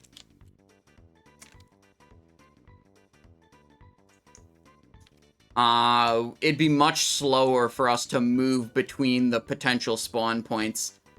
When we don't know which one's going to spawn. If you can see the node in the spyglass, you also see it in the minimap. Yes, that's true. But my minimap isn't even big enough to hold all the spawn locations at once. Okay, well, at least it was a 4-tapper, but still no crystals. Still no crystals. I feel like we keep mining until we finally get a crystal. I think once we get a crystal, we can log off in peace, you know? No, but like, the biggest I can make it, I think... Wait, maybe? This is the most I can zoom it out. Maybe I can do that? I'm not sure. Like, I'm not sure if it's capable of zooming out enough to get the farthest west one and the farthest east one in the same minimap picture.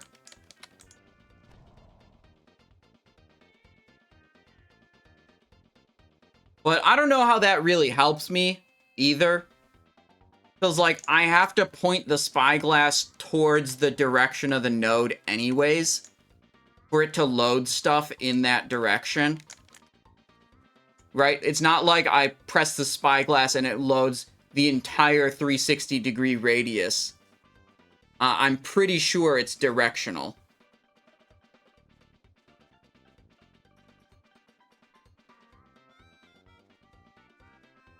Oraim, what are you expecting to happen when you press !warrior?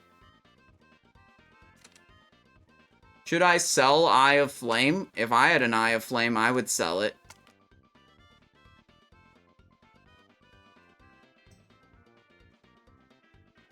You bought it for 1.5k. That's a fuckload of gold. That's more than an epic mount. How much better is that item than just, like, Green Lens of Fiery Wrath?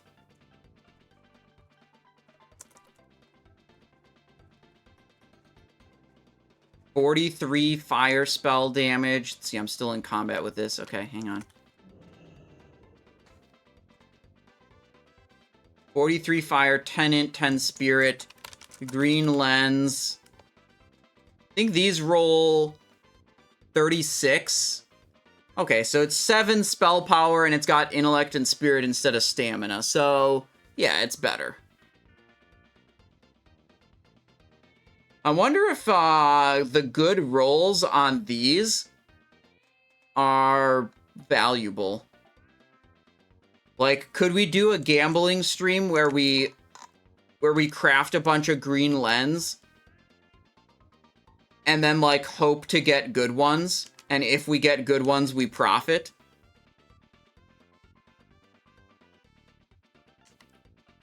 Oh, you meant Eye of Shadow. Oh, the thing from the Epic Demons. Well, I mean, if you're a priest, you're gonna need one, right? Because you want it for your benediction quest. I mean, I don't know.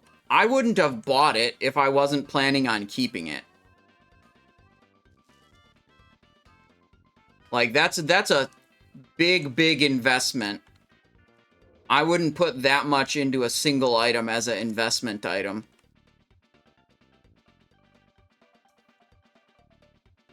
I don't know if you bought it with the idea of, like, oh, it's gonna go up in price, and then I'm gonna resell it later.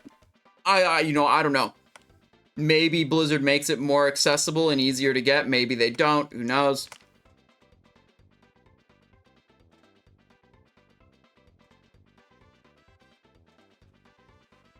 Another node. Another lack of crystals. We're up to 65 taps.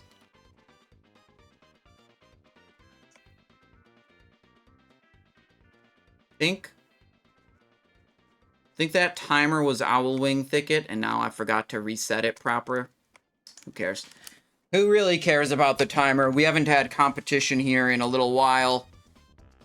I was, like, not sure if I should do this particular farm on stream, because I was like, man, if I do it on stream, there's gonna be a bunch of competition. People are gonna come fuck with me when they see how good this, like, dual cluster farming strategy is. I was like, nah. Fuck no one here. That didn't happen.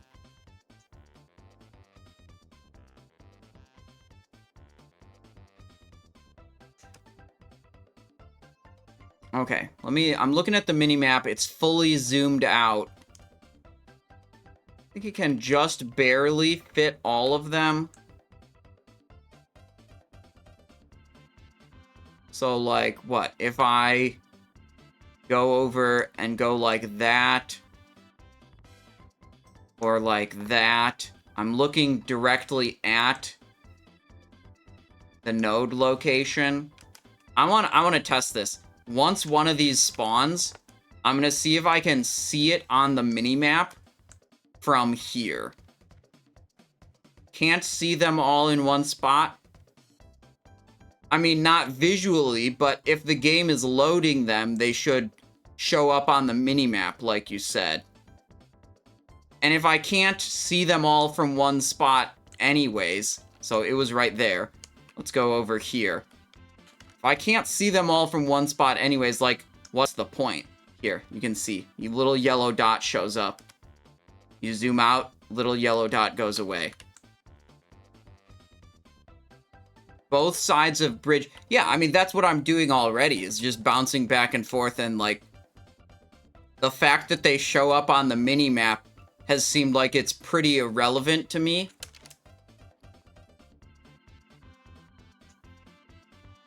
Because, like, I'm just looking at them and see them visually anyways. Azerothian Diamond, still not, and another 2-tapper.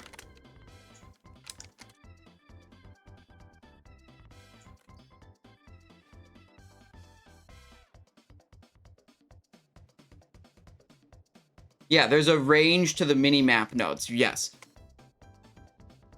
Your detect minerals can't detect them unless you're close enough to them. Basically, unless the game is loading them. I think what you're dealing with really is, like, the loading distance. Like, how, from your position, how far away will the game load objects? And you're kind of limited by that. But the ornate spyglass is what, you know, manipulates that mechanic. If you look out in a particular direction with the spyglass, it will load things in the area you're looking at, even if they're outside your normal loading distance.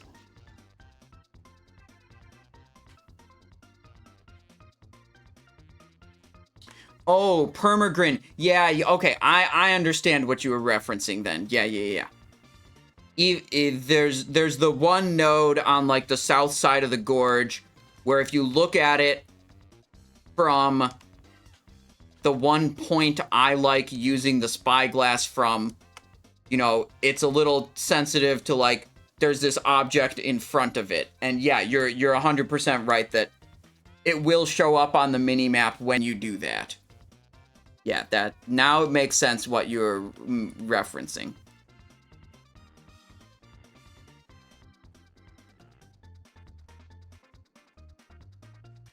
Change hat by CTM from 11 minutes ago. God damn it. I'm sorry, CTM, if you're still in chat. I think I totally forgot about that. It's one of those things where I read it once, and then I forget about it, and I get distracted, and then I don't come back to it. There's a change hat. CTM, because I forgot about it for so long, if you want to request a particular hat, I will let you do that. Fuck. Vanished.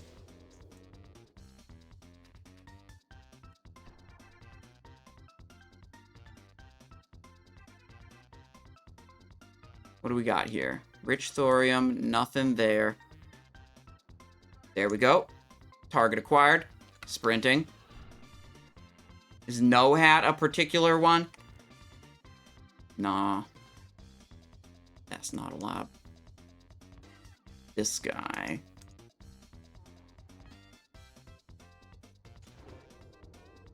There we go. I wonder if I can shove myself up into this corner and be out of line of sight of him. Yeah, I can't do that. Okay, it's gonna be slightly scuffed now. Mine twice, and then we're gouging. Oh, never mind. We're just done here. Another 2-tapper.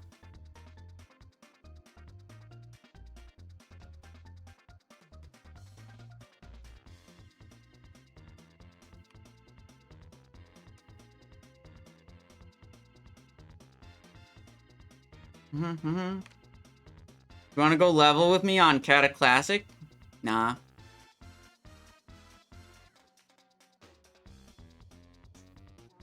Bro.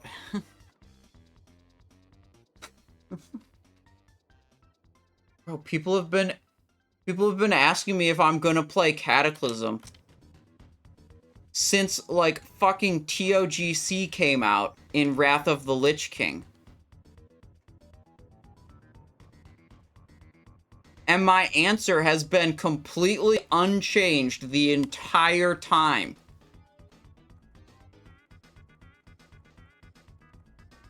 I remember one guy was like, oh, you're not gonna play Cataclysm? Well then, what are you gonna do for income? You know, you gotta have a plan for your income. He's like, trying to tell me that, like, I have to play Cataclysm or else I'm gonna be broke, or, like, it's bad to not have a plan as to what to do next. I'm like, fuck off. Just, oh, I'm not gonna play the version. Oh, you're gonna try to. Oh my god. Some people.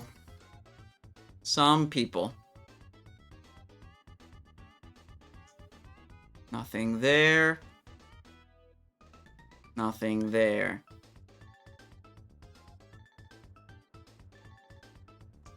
At that point, Season of Discovery had not been announced yet. Nothing there. Was that your accountant in chat? No, it was probably just some guy who really wants to play Cataclysm and wants me to be excited about the same game they're excited about. You know, and then is like deflecting or whatever, or like projecting or whatever. One of those emotional things where they're not really talking about their own feelings or dealing with them in a good way. Something like that. Getting mad at the streamer that's not going to play the game they want the streamer to play. 100 more times today? Yeah, I just continue basically not responding to it when I don't feel like it.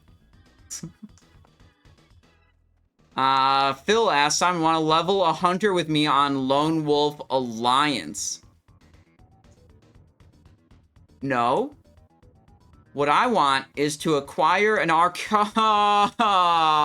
God damn it. Acquire an arcane crystal is what I was gonna say before I witnessed the true silver node that spawned here instead of a rich thorium vein. I wonder what the % chance of that is. No, you have to mine it because otherwise this cluster won't respawn. You have to go and get it to enable the opportunity for more rich thorium in the future.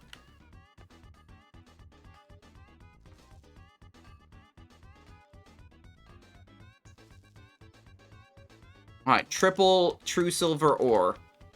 Here's the thing. Every once in a while, someone buys out all the true silver bars on the auction house.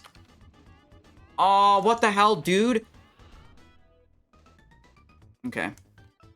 Someone buys them all out and jacks up the price to like a gold or something.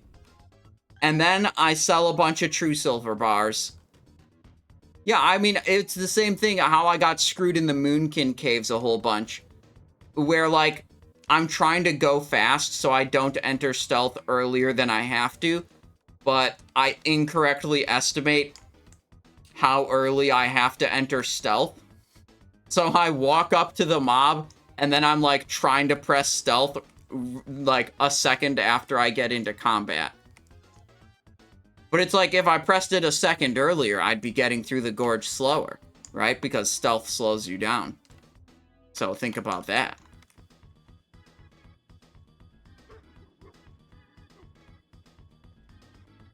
How many true silvers? 5. Okay, we only found 2 true silver nodes today, so that's pretty good. But we're currently at 69 thorium ore with no arcanes. On average, 69 taps would give you 2 arcanes.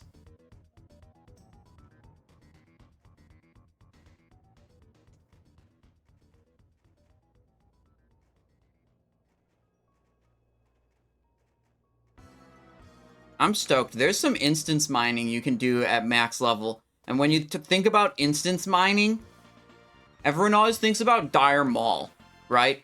Everyone's like, Dire Maul East jump run, solo the last boss, get 2 to 3 rich thorium veins. People don't think about the real instance mining that the Giga Chads do, okay? You guys probably don't even know, dude. You guys probably don't even know what the real instance for instance mining is. Fucking ant crawling up my arm. It's Zul'Gurub. It's Zul'Gurub. You go into Zul'Gurub. There's a couple of Jinxed Hoodoo piles that you can loot solo, and then you can sell the dolls to people.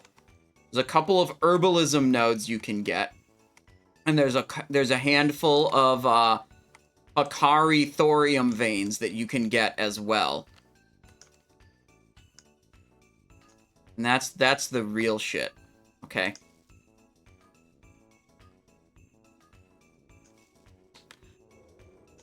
Holy fuck, dude. Another 2-tapper. Still no arcane crystal.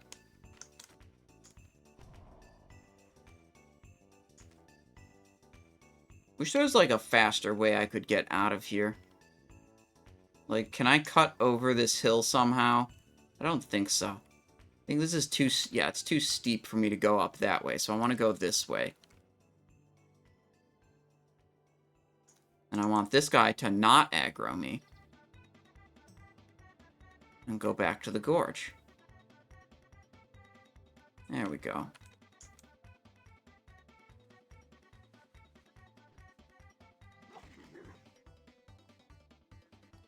Man, think about this. What if I go 100 taps? Like Lito Mulere, you say you went 100 taps without a crystal? If I go 100 taps without a crystal, I can just title the YouTube video, Mining 100 Thorium Without Getting a Crystal. And then that'll be a good title, because it's like, wow, you're insanely unlucky.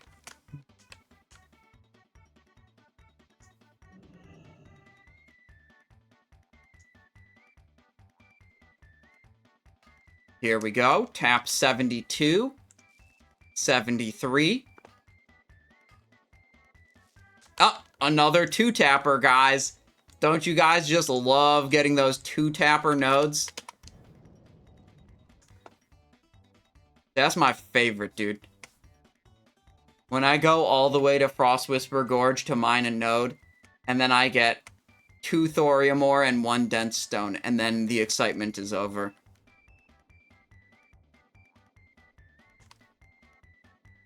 I wonder how much longer it'll take me. 73 we're at right now. If we get 2 nodes roughly every 6 minutes, it's 1 node every 3 minutes, that's 20 nodes an hour, which is an average of... I aggroed that guy. Which is an average of 60 taps per hour, if you say each one is an average of 3 taps. So, to get 27 more taps, we're roughly looking at another half hour, which actually works out pretty well to right about when I would want to end the stream anyways. You know, when it's dinner time. You have +5 mining to hands? No. I don't need it. I mean, it only takes 275 skill to mine these things, and I've got 300. I've got enough skill that I never fail to mine them. At least it wasn't true silver. Good point, Permagrim. Good point. At least it wasn't true silver. I aggroed this thing again also. Higher mining skill equals more arcane crystals.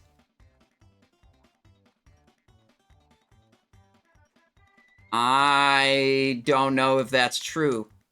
I feel like that's cope. I highly suspect that that's cope. and not real.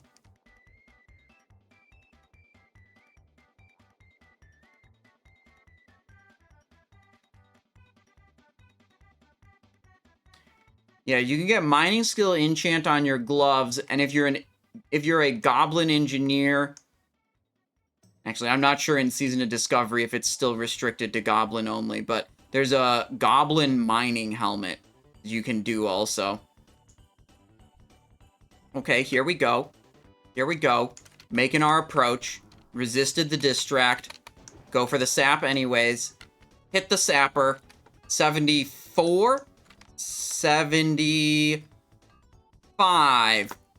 Mining again. 76.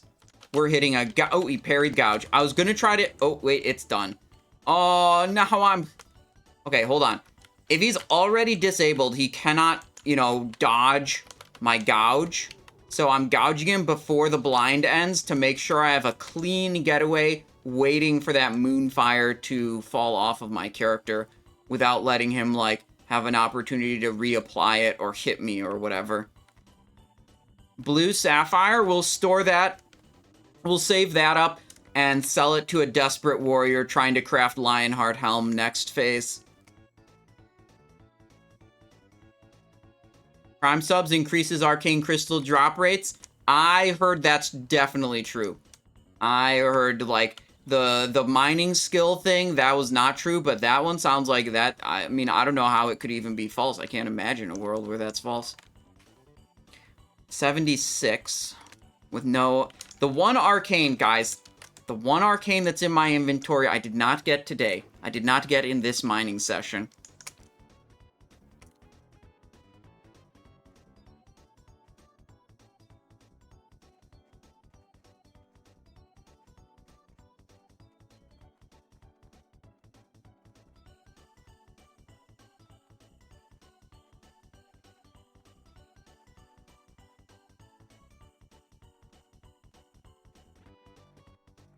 Change the stream title. Mining until I get an arcane crystal. 0 for 76 currently.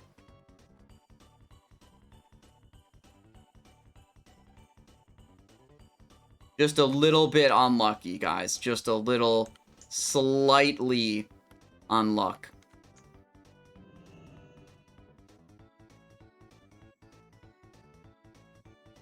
This is where there was a true silver last time. Very disappointing. I'm committed. I'm too dug into my current position to change my mind, regardless what new information comes to light. If you told me, what the...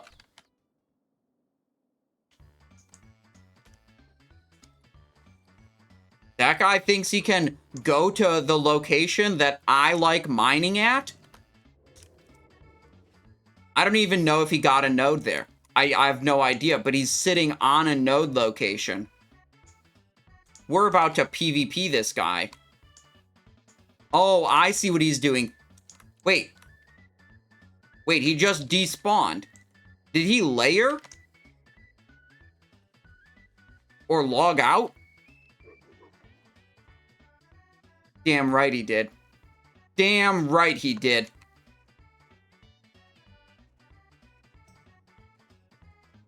Yeah, get the fuck out, dude. This is my Frost Whisper Gorge. Alright, we go back to the bridge location. I think maybe you could, maybe you could spyglass from the location you was at? I don't know. I don't know how far spyglass actually lets you look. But, I just saw an enemy and I rushed him. That's all that was going through my head. Is there anything you have left that I want to do prep-wise? I don't actually have my full quest log stack done. I need to do a couple more quests for that. And I need to get the rainbow generator so I have maximum amount of student fodder. Because I'll just chug the student fodders while leveling up to make that go faster. And I need to talk to Gather Dude, see if he wants me on his leveling team again. Maybe organize that a little bit ahead of time this time instead of, like, last minute. Yeah, G-Dude quit? Oh, dude. He was my favorite dude. Unfortunate. Whoopsies. Uh-oh. My mug expired.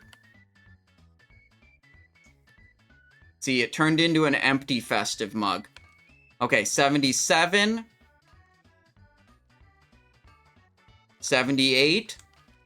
At least it's not a two-tapper, guys. 79. Updating stream title.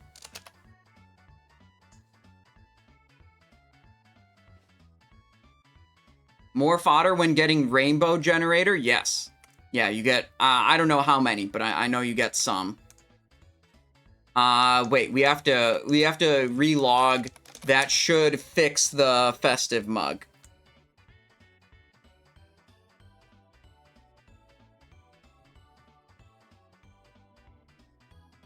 You have a PvP build you like playing? Well, the most PvP I do now is on this character. Fighting for mining nodes.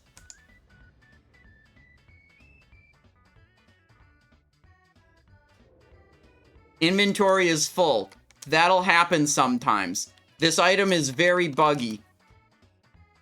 So instead of just refreshing one mug, it now dumped a bunch of mugs into my inventory.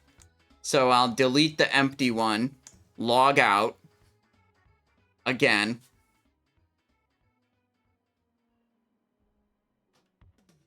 Uh-huh.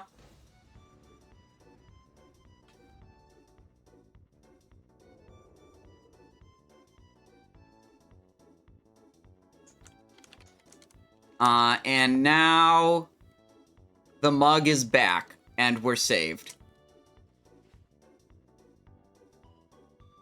Fungus says, thank you very much for your spreadsheet crafting tool. It's a big help. One question about it. When you calculate crafting cost, do you take into account what is the cheaper material for crafting, bar or ore? No. You can see exactly... Do I have it pulled up right now? Yes, I do.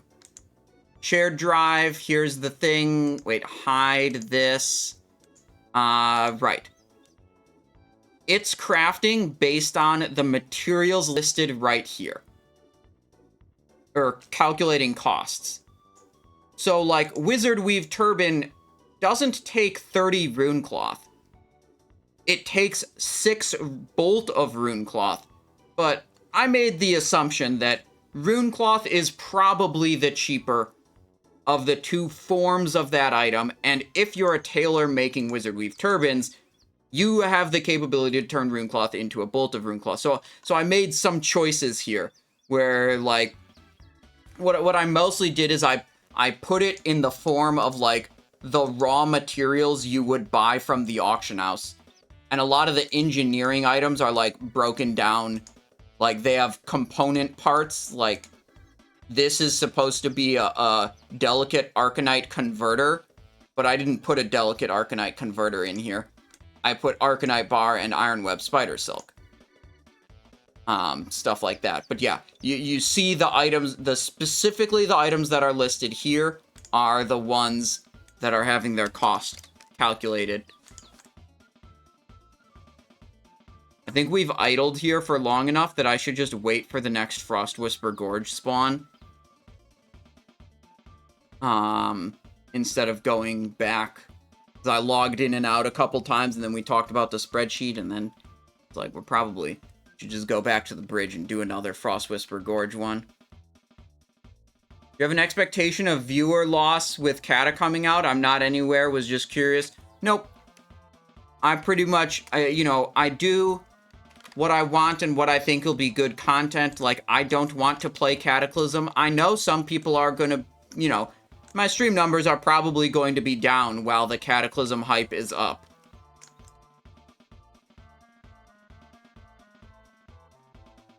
It's the way it is.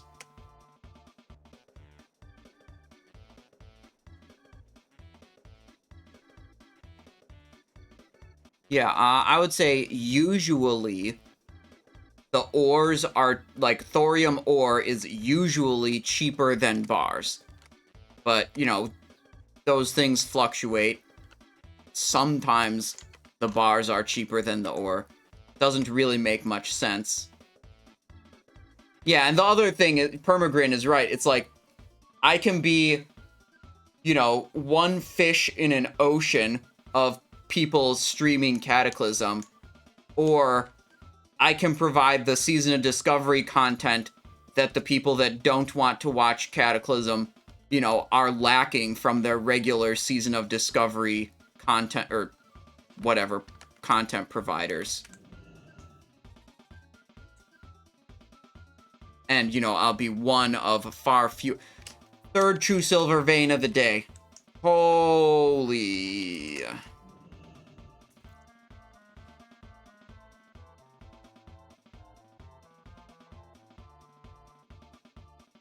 Yeah, I don't know what the deal is with Cataclysm players in archaeology.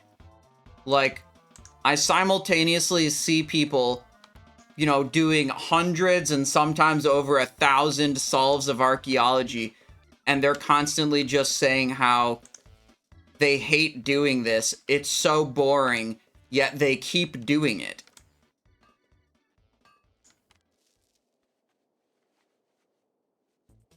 And I'm like,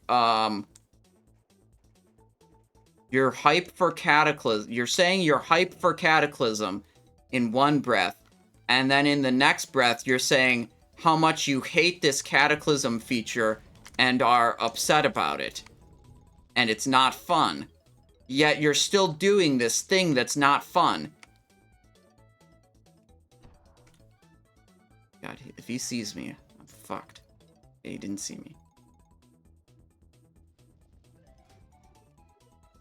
Alright, start the stopwatch. That's, I don't know, 20 seconds late or whatever. But we'll go over to the Moonkin Cave again. There's a 4-tapper of True Silver. Are we still at 70? Yeah, we're still at 79 thoriums. 0 for 79. I'm updating the stream title now with every thorium node that I mine.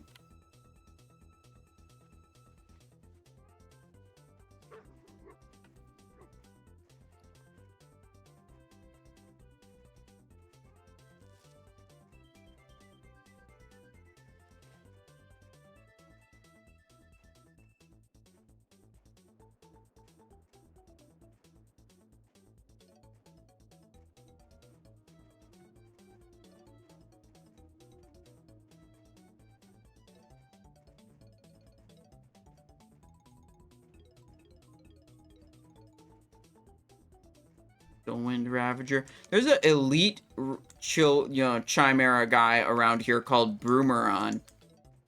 I think he's for some quest, but I have no idea what quest he's for. I'll just ride past him every time. You know, it's not a big deal. He's not really impeding my ability to get, you know, True Silver nodes spawning in the locations that I expect to have a rich thorium vein spawning. Okay, who thinks this is... the node is on the map. Who thinks it's going to be a rich thorium? Who thinks it's going to be another True Silver? And I'm going to be... fricked. I'm about to turn the corner. You're about to see it. Rich thorium. Let's go. Out of line of sight of the Owl Beast. Okay. Large Opal. Tap 80. Tap 90. No, 81. That's how you count. 82. This is the 83rd tap. Azerothian Diamond. We're now 0 for 83 on Arcane Crystals. Updating stream title. Let's go back to Frostwhisper Gorge. That was a decent tap, though. Large Opal and Azerothian Diamond, bro. Pretty good. I have tried to sell the opals, and I've never been able to sell the opals. I'm just holding on to all of the gems now. Not trying to sell them. Bro, I've such an absurd amount. Like, there's definitely people who have way more than me saved up, but I feel like I have an insane amount of just, like, materials saved up for next phase. Broomeron is for a level 53 Winterspring quest. Okay, okay. Do the gems get used in crafting or what? Yes. A lot of these gems become used for a variety of things. The large opals are used in, like, Ultra Flash Shadow Reflector for engineers, which is reasonably desirable for engineers. Blue sapphires are used in Lionheart Helm, which is basically good for any plate DPS warriors and paladins. Azrothian diamonds, I'm not totally sure what... I can't... Wait. What are these for? They're for White Soul Helm? They're probably for something else, but is White Soul Helm even that good? I don't know. And Huge Emerald is used for the Cenarian Logistics Badge quests at level 60. All of these things have... I mean, those are just the things I can think of. Tips you give to the community. You gave me entirely new ways to enjoy and play. Wow. Fungus, tipping a nice $10. It says, thank you for all the help and tips you give to the community. You gave me an entirely new ways to enjoy the game. Well, I'm so happy to hear that. I'm so happy to hear you're enjoying World of Warcraft and you're liking, you know, the content that I'm making. That makes me happy because, you know, I try to have fun with this, and it's glad for me. I'm happy to hear that other people are having fun with it too.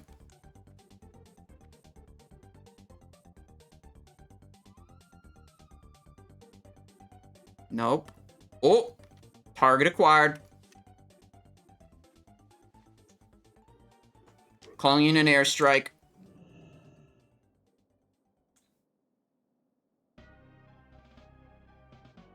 Here we go, here we go. Cancel slow fall, and perfect. Landed on the node. Okay, tap 84. 85. Oh, it's a 2-tapper. Alright, let's update the stream title. 83 up to 85 taps. Okay, done. Yeah, let me do a quick prediction. Wait, we could... Oh, this is it. We can constantly be doing predictions. Will the crystal be in the next node? Yes or no? Alright, 2 minutes on the clock. If the next node is a true silver node, that's still the next node. Okay? True silver nodes cannot have an arcane crystal in them. Okay? We're going back and forth to Frostwhisper Gorge and the Moonkin Caves. They're all rich thorium spawn points, but a rich thorium spawn point can always spawn as a true silver. Anyways, an arcane crystal is 3% chance per tap on a rich thorium vein. And a rich thorium vein has 2, 3, or 4 taps before it despawns. I didn't know why we weren't doing this from the start, dude. I guess from the start, it wasn't such a big thing because, like, you know, when I was only 30 taps in, it's like, yeah, okay, sometimes unlucky, whatever. And now that it's a thing that I'm, like, obviously super unlucky, 85 taps in. What are the odds on that?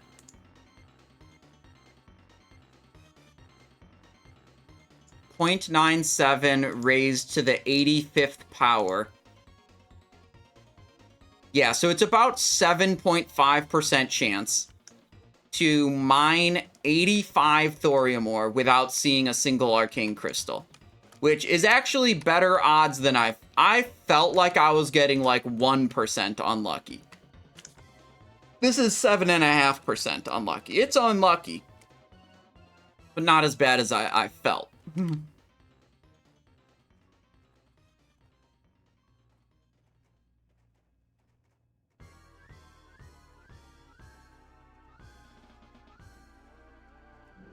Stealth.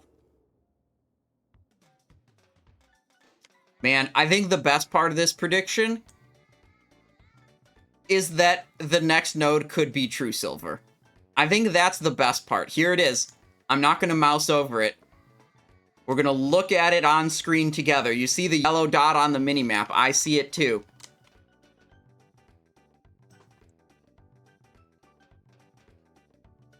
Holy, it's Karl Malone. This guy, fuck.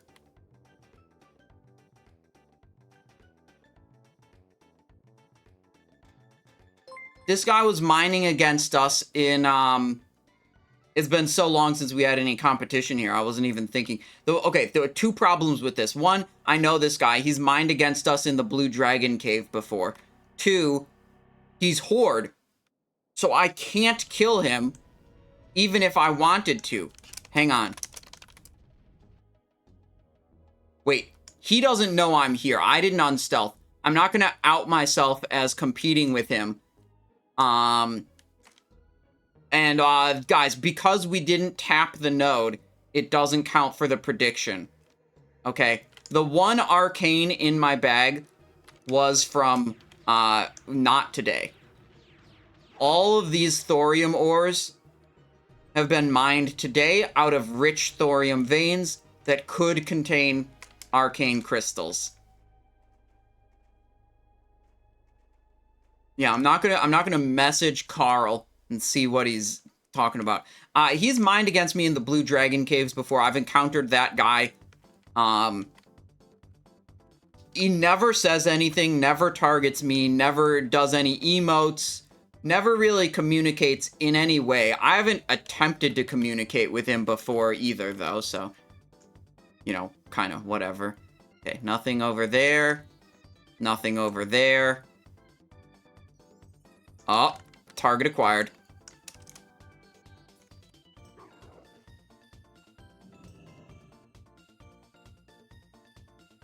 Okay.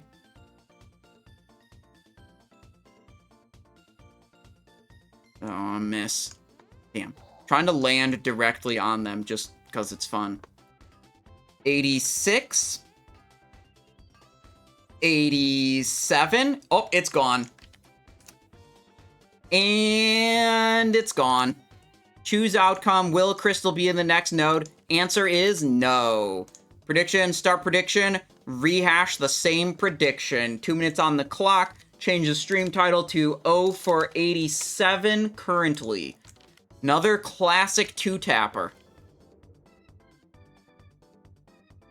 I was thinking I was going to upload this mining session as a YouTube VOD, but it's been going on for a really long time at this point. It might be too long for a mining VOD.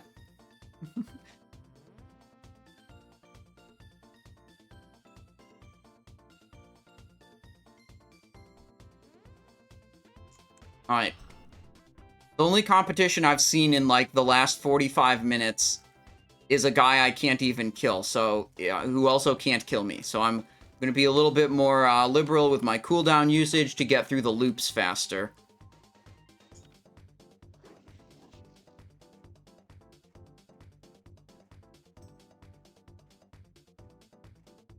I don't know, in Era, it's like my character is done.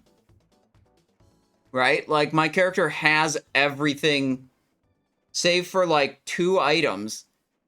But, like, those 2 items aren't going to make a meaningful difference in my performance. Like, I've already got the trophy items. Gressel, Kiss of the Spider, full tier 3, you know, Badge of the Swarm Guard. You know, there's no progress left to be made on that character.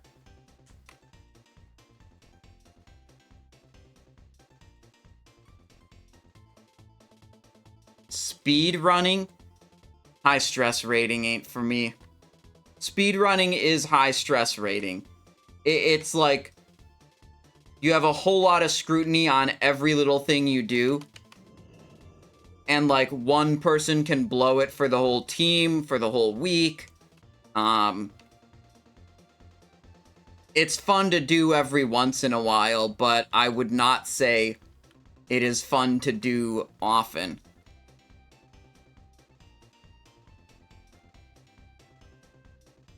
Alright. I think we should wait for this one to respawn. I didn't reset the time. The timer was reset for the Winterspring node, or sorry, the Gorge node. Not this node.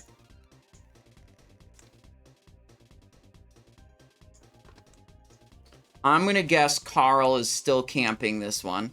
You know, he was here just a moment ago. He didn't even see me. We stayed in stealth the whole time. You know, I highly doubt he detected me as we ran around there. So we're gonna chill for a minute here. Waiting for a node spawn. Not sure how far into this respawn we are.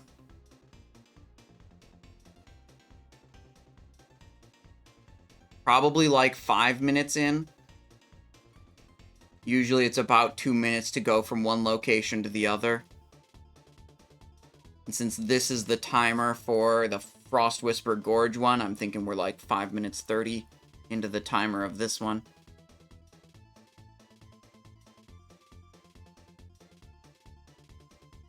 We chilling. Chilling.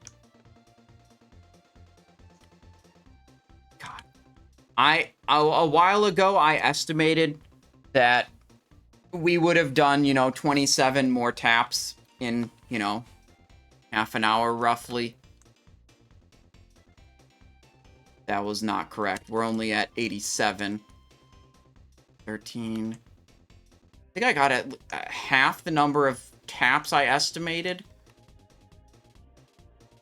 I've been getting a lot of 2-tappers, though. Let's blame bad RNG and that most of the nodes I found were 2-tappers.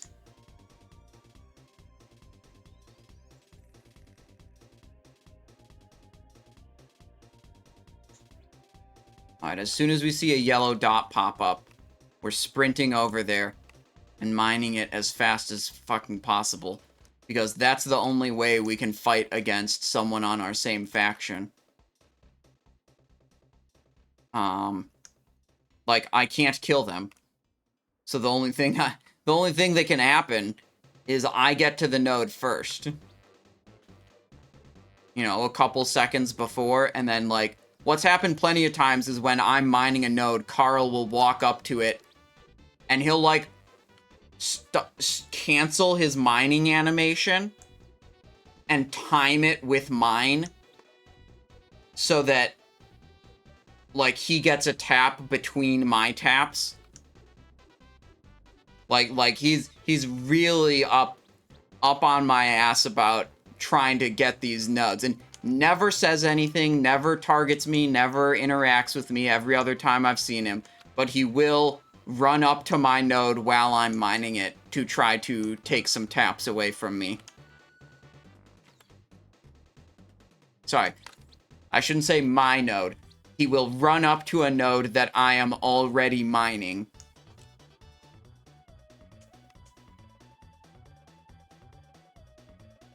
Yeah, but if I just hold the window open, that's just a stupid game of chicken that, you know, diminishes both of our efficiency.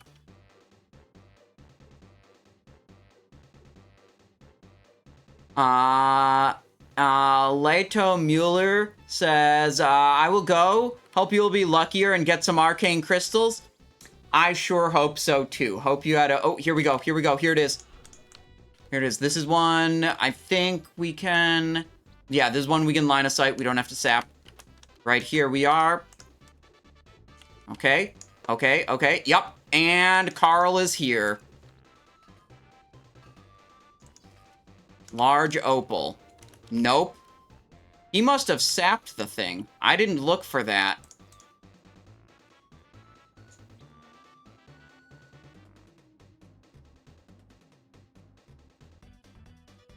There is a cave up the hill, I know that, but there are no nodes that spawn there. He got at least one tap on that thing, but that pays out the prediction as a no. Crystal be in the next node? Unfortunately, no. It will not. Star prediction, will the new prediction for the next node.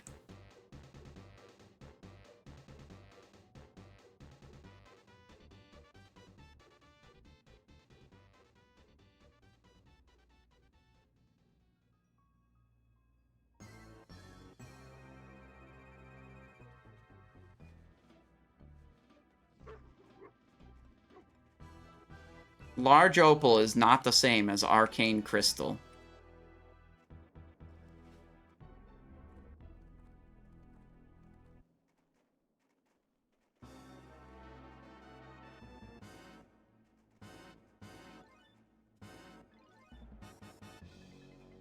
Yeah, I just don't think it's productive for me to try to, like, delay mining the node for a long time to, like, try to... Like, if he's sitting there spam clicking the node, and I have to go over here and click the loot window, then click the node, he's gonna click it before me. I don't think I win that game of, like, trying to watch what he's doing and then, like, loot the thing at the right time or something. I think that mostly just results in, you know, both of us wasting more time.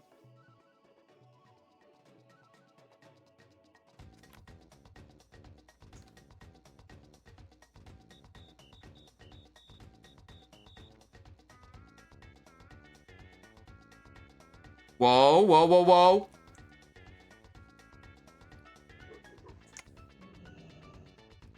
Maybe we get him this time. Oh, I don't have crippling poison on. They logged out already. What are they doing? This is the second time we've tried to dive bomb their location. And they've logged out before I made it to them. It takes 20 seconds to log out. So he couldn't possibly be logging out in reaction to me seeing him, because the time between me seeing him and him being offline is less than 20 seconds.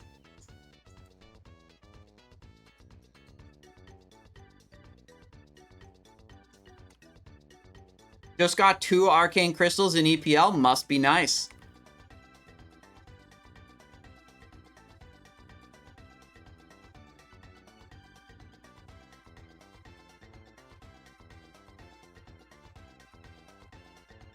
What's with the arcane crystal farm? What do you mean, what's with it? We're farming arcane crystals.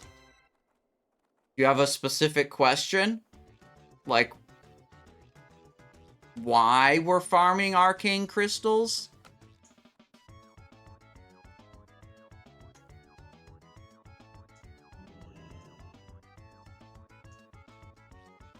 Nothing.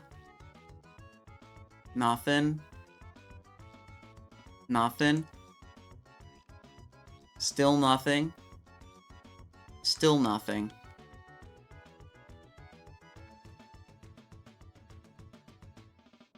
Wonder if he's, like, logging out every, you know, so many minutes and then logging back in to check the node spawn.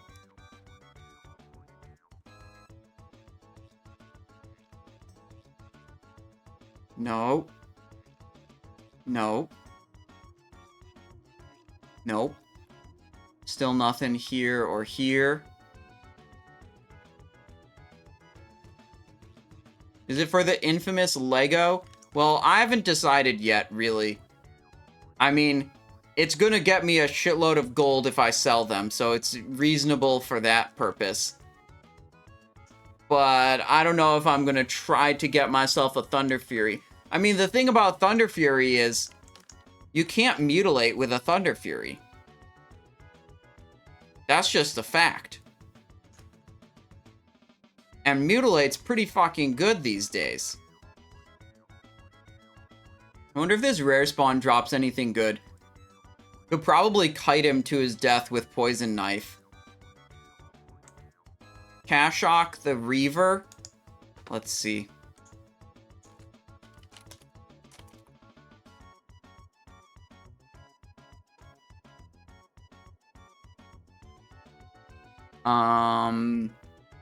Nope. Looks like just random greens.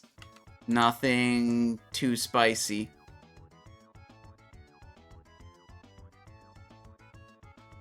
No, no, no. I wonder if that Paladin Sophia got a mining node while I wasn't looking.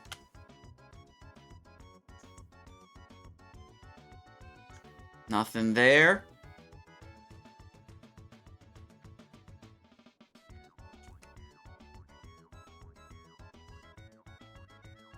If you're curious about what talent specializations to use, we got that on the Discord. We got that in the PvE guide video on YouTube. Let me grab that link for you. PvE guide Simonized. Gearing guide, phase 3 PvE guide. Boom. Has some talent builds for you. No. This one's taking long enough that I'm thinking, like, someone else probably mined it while I wasn't looking. We gotta do mining more in the midday when like, actual no one is playing this game. I shouldn't have saved the mining till the end of the stream. That was a bad decision on my part.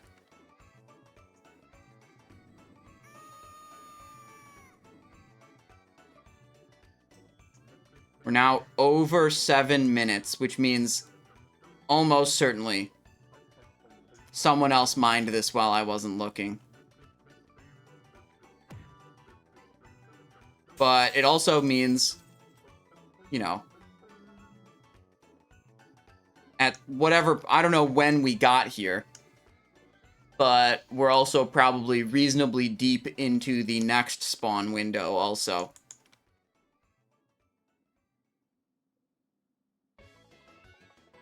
If this thing respawned and was mined before I got here, you know, we've been here many minutes. Oh, there we go.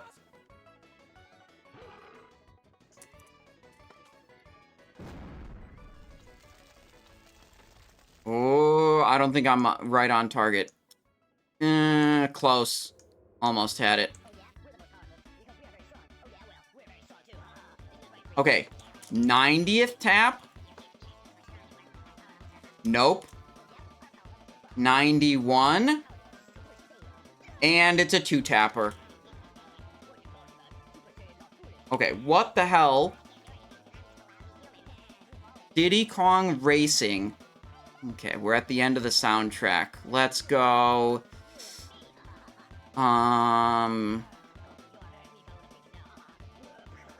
There we go. We are now at 91 without an arcane crystal. Updating the stream title, paying out the prediction. 91. 0 for 91. Whoopsies,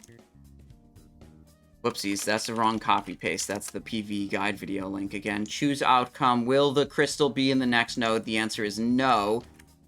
Prediction, start prediction. Will the crystal be in the next node? Okay, prediction is up. Villapoo says next one is 100% true silver.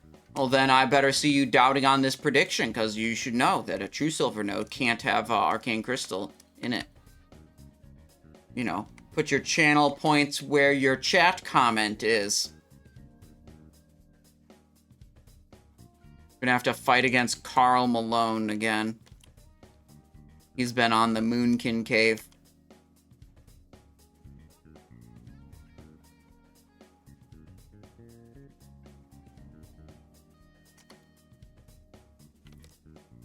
I wish you would just go back to the Blue Dragon Cave.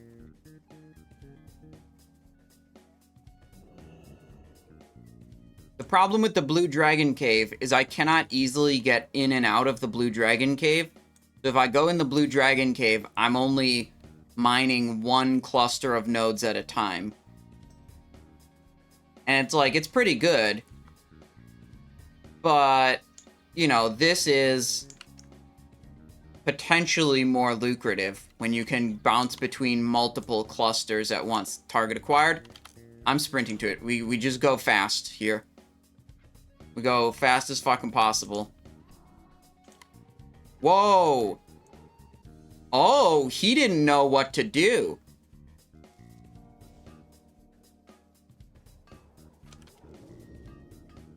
He's got the last tap, I think. Okay, I got 3. I got 3 out of... I think he got 1 tap there. But I'm not totally sure. He started mining and just, like, let the mob aggro him, and then he had to interrupt his mining. I don't think that is a node that you can mine without sapping the guy. I think you do have to crowd control the mob on that one.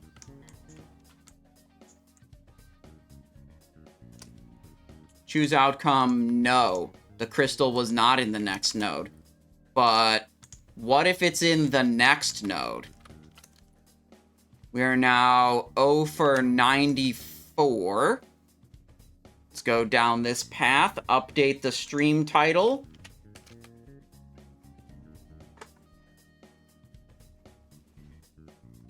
Let's see, if we were to get all the way to 100 taps without an arcane, that would be a 4.7% occurrence.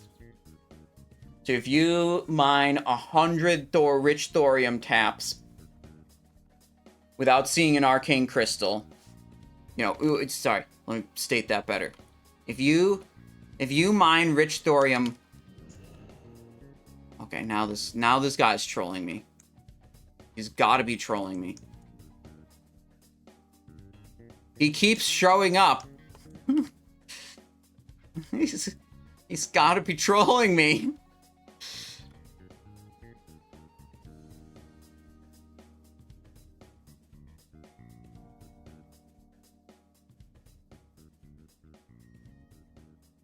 I wonder if he just took a node here also.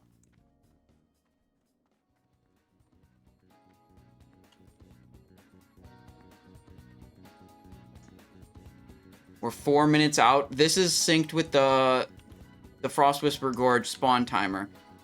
So we showed up here like 4 minutes 20, was it?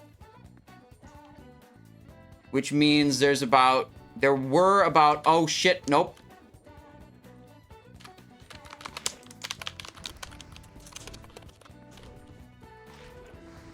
Evasion. Oh, he's gonna slow fall? Okay. Oh, I shouldn't have stealthed so early. Hang on. Need to wait. Oh.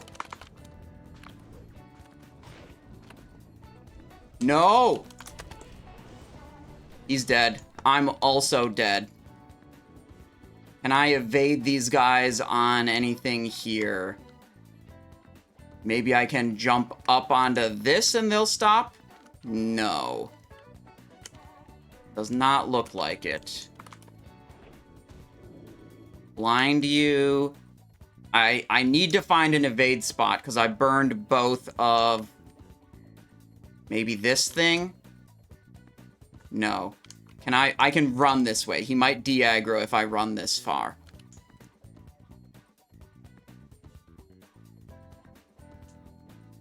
This is it. This is as far as I can run. I need him to turn around. Hoo-hoo-hoo-hoo-hoo-hoo.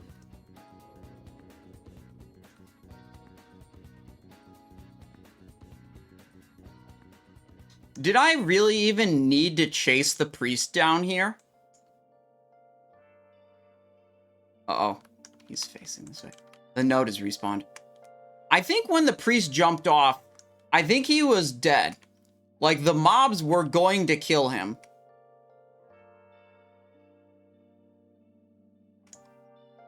Okay, here we go. Tap number 95. 96.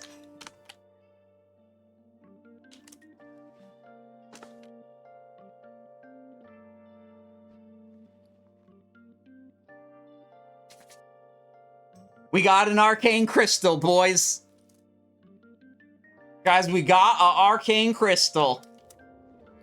Would you look at that? Believers rewarded. How's that prediction looking? 4%? The faithful 4%. 2 people. That was a Lord Beerus and Gippero. They knew it. They knew it. Look at this. Yes. The Arcane Crystal was in the next node. And that, I think, is a perfect conclusion to this mining session and this stream. I think that was pretty good. I'm going to log off right here. What if I get another one? Who knows? We'll log off right here so we can log back in and do the same thing. Actually, no. I probably will have to go to a town because I have like 500 thorium to smelt. Yeah, we can't log off right here. We gotta bounce the fuck out of here.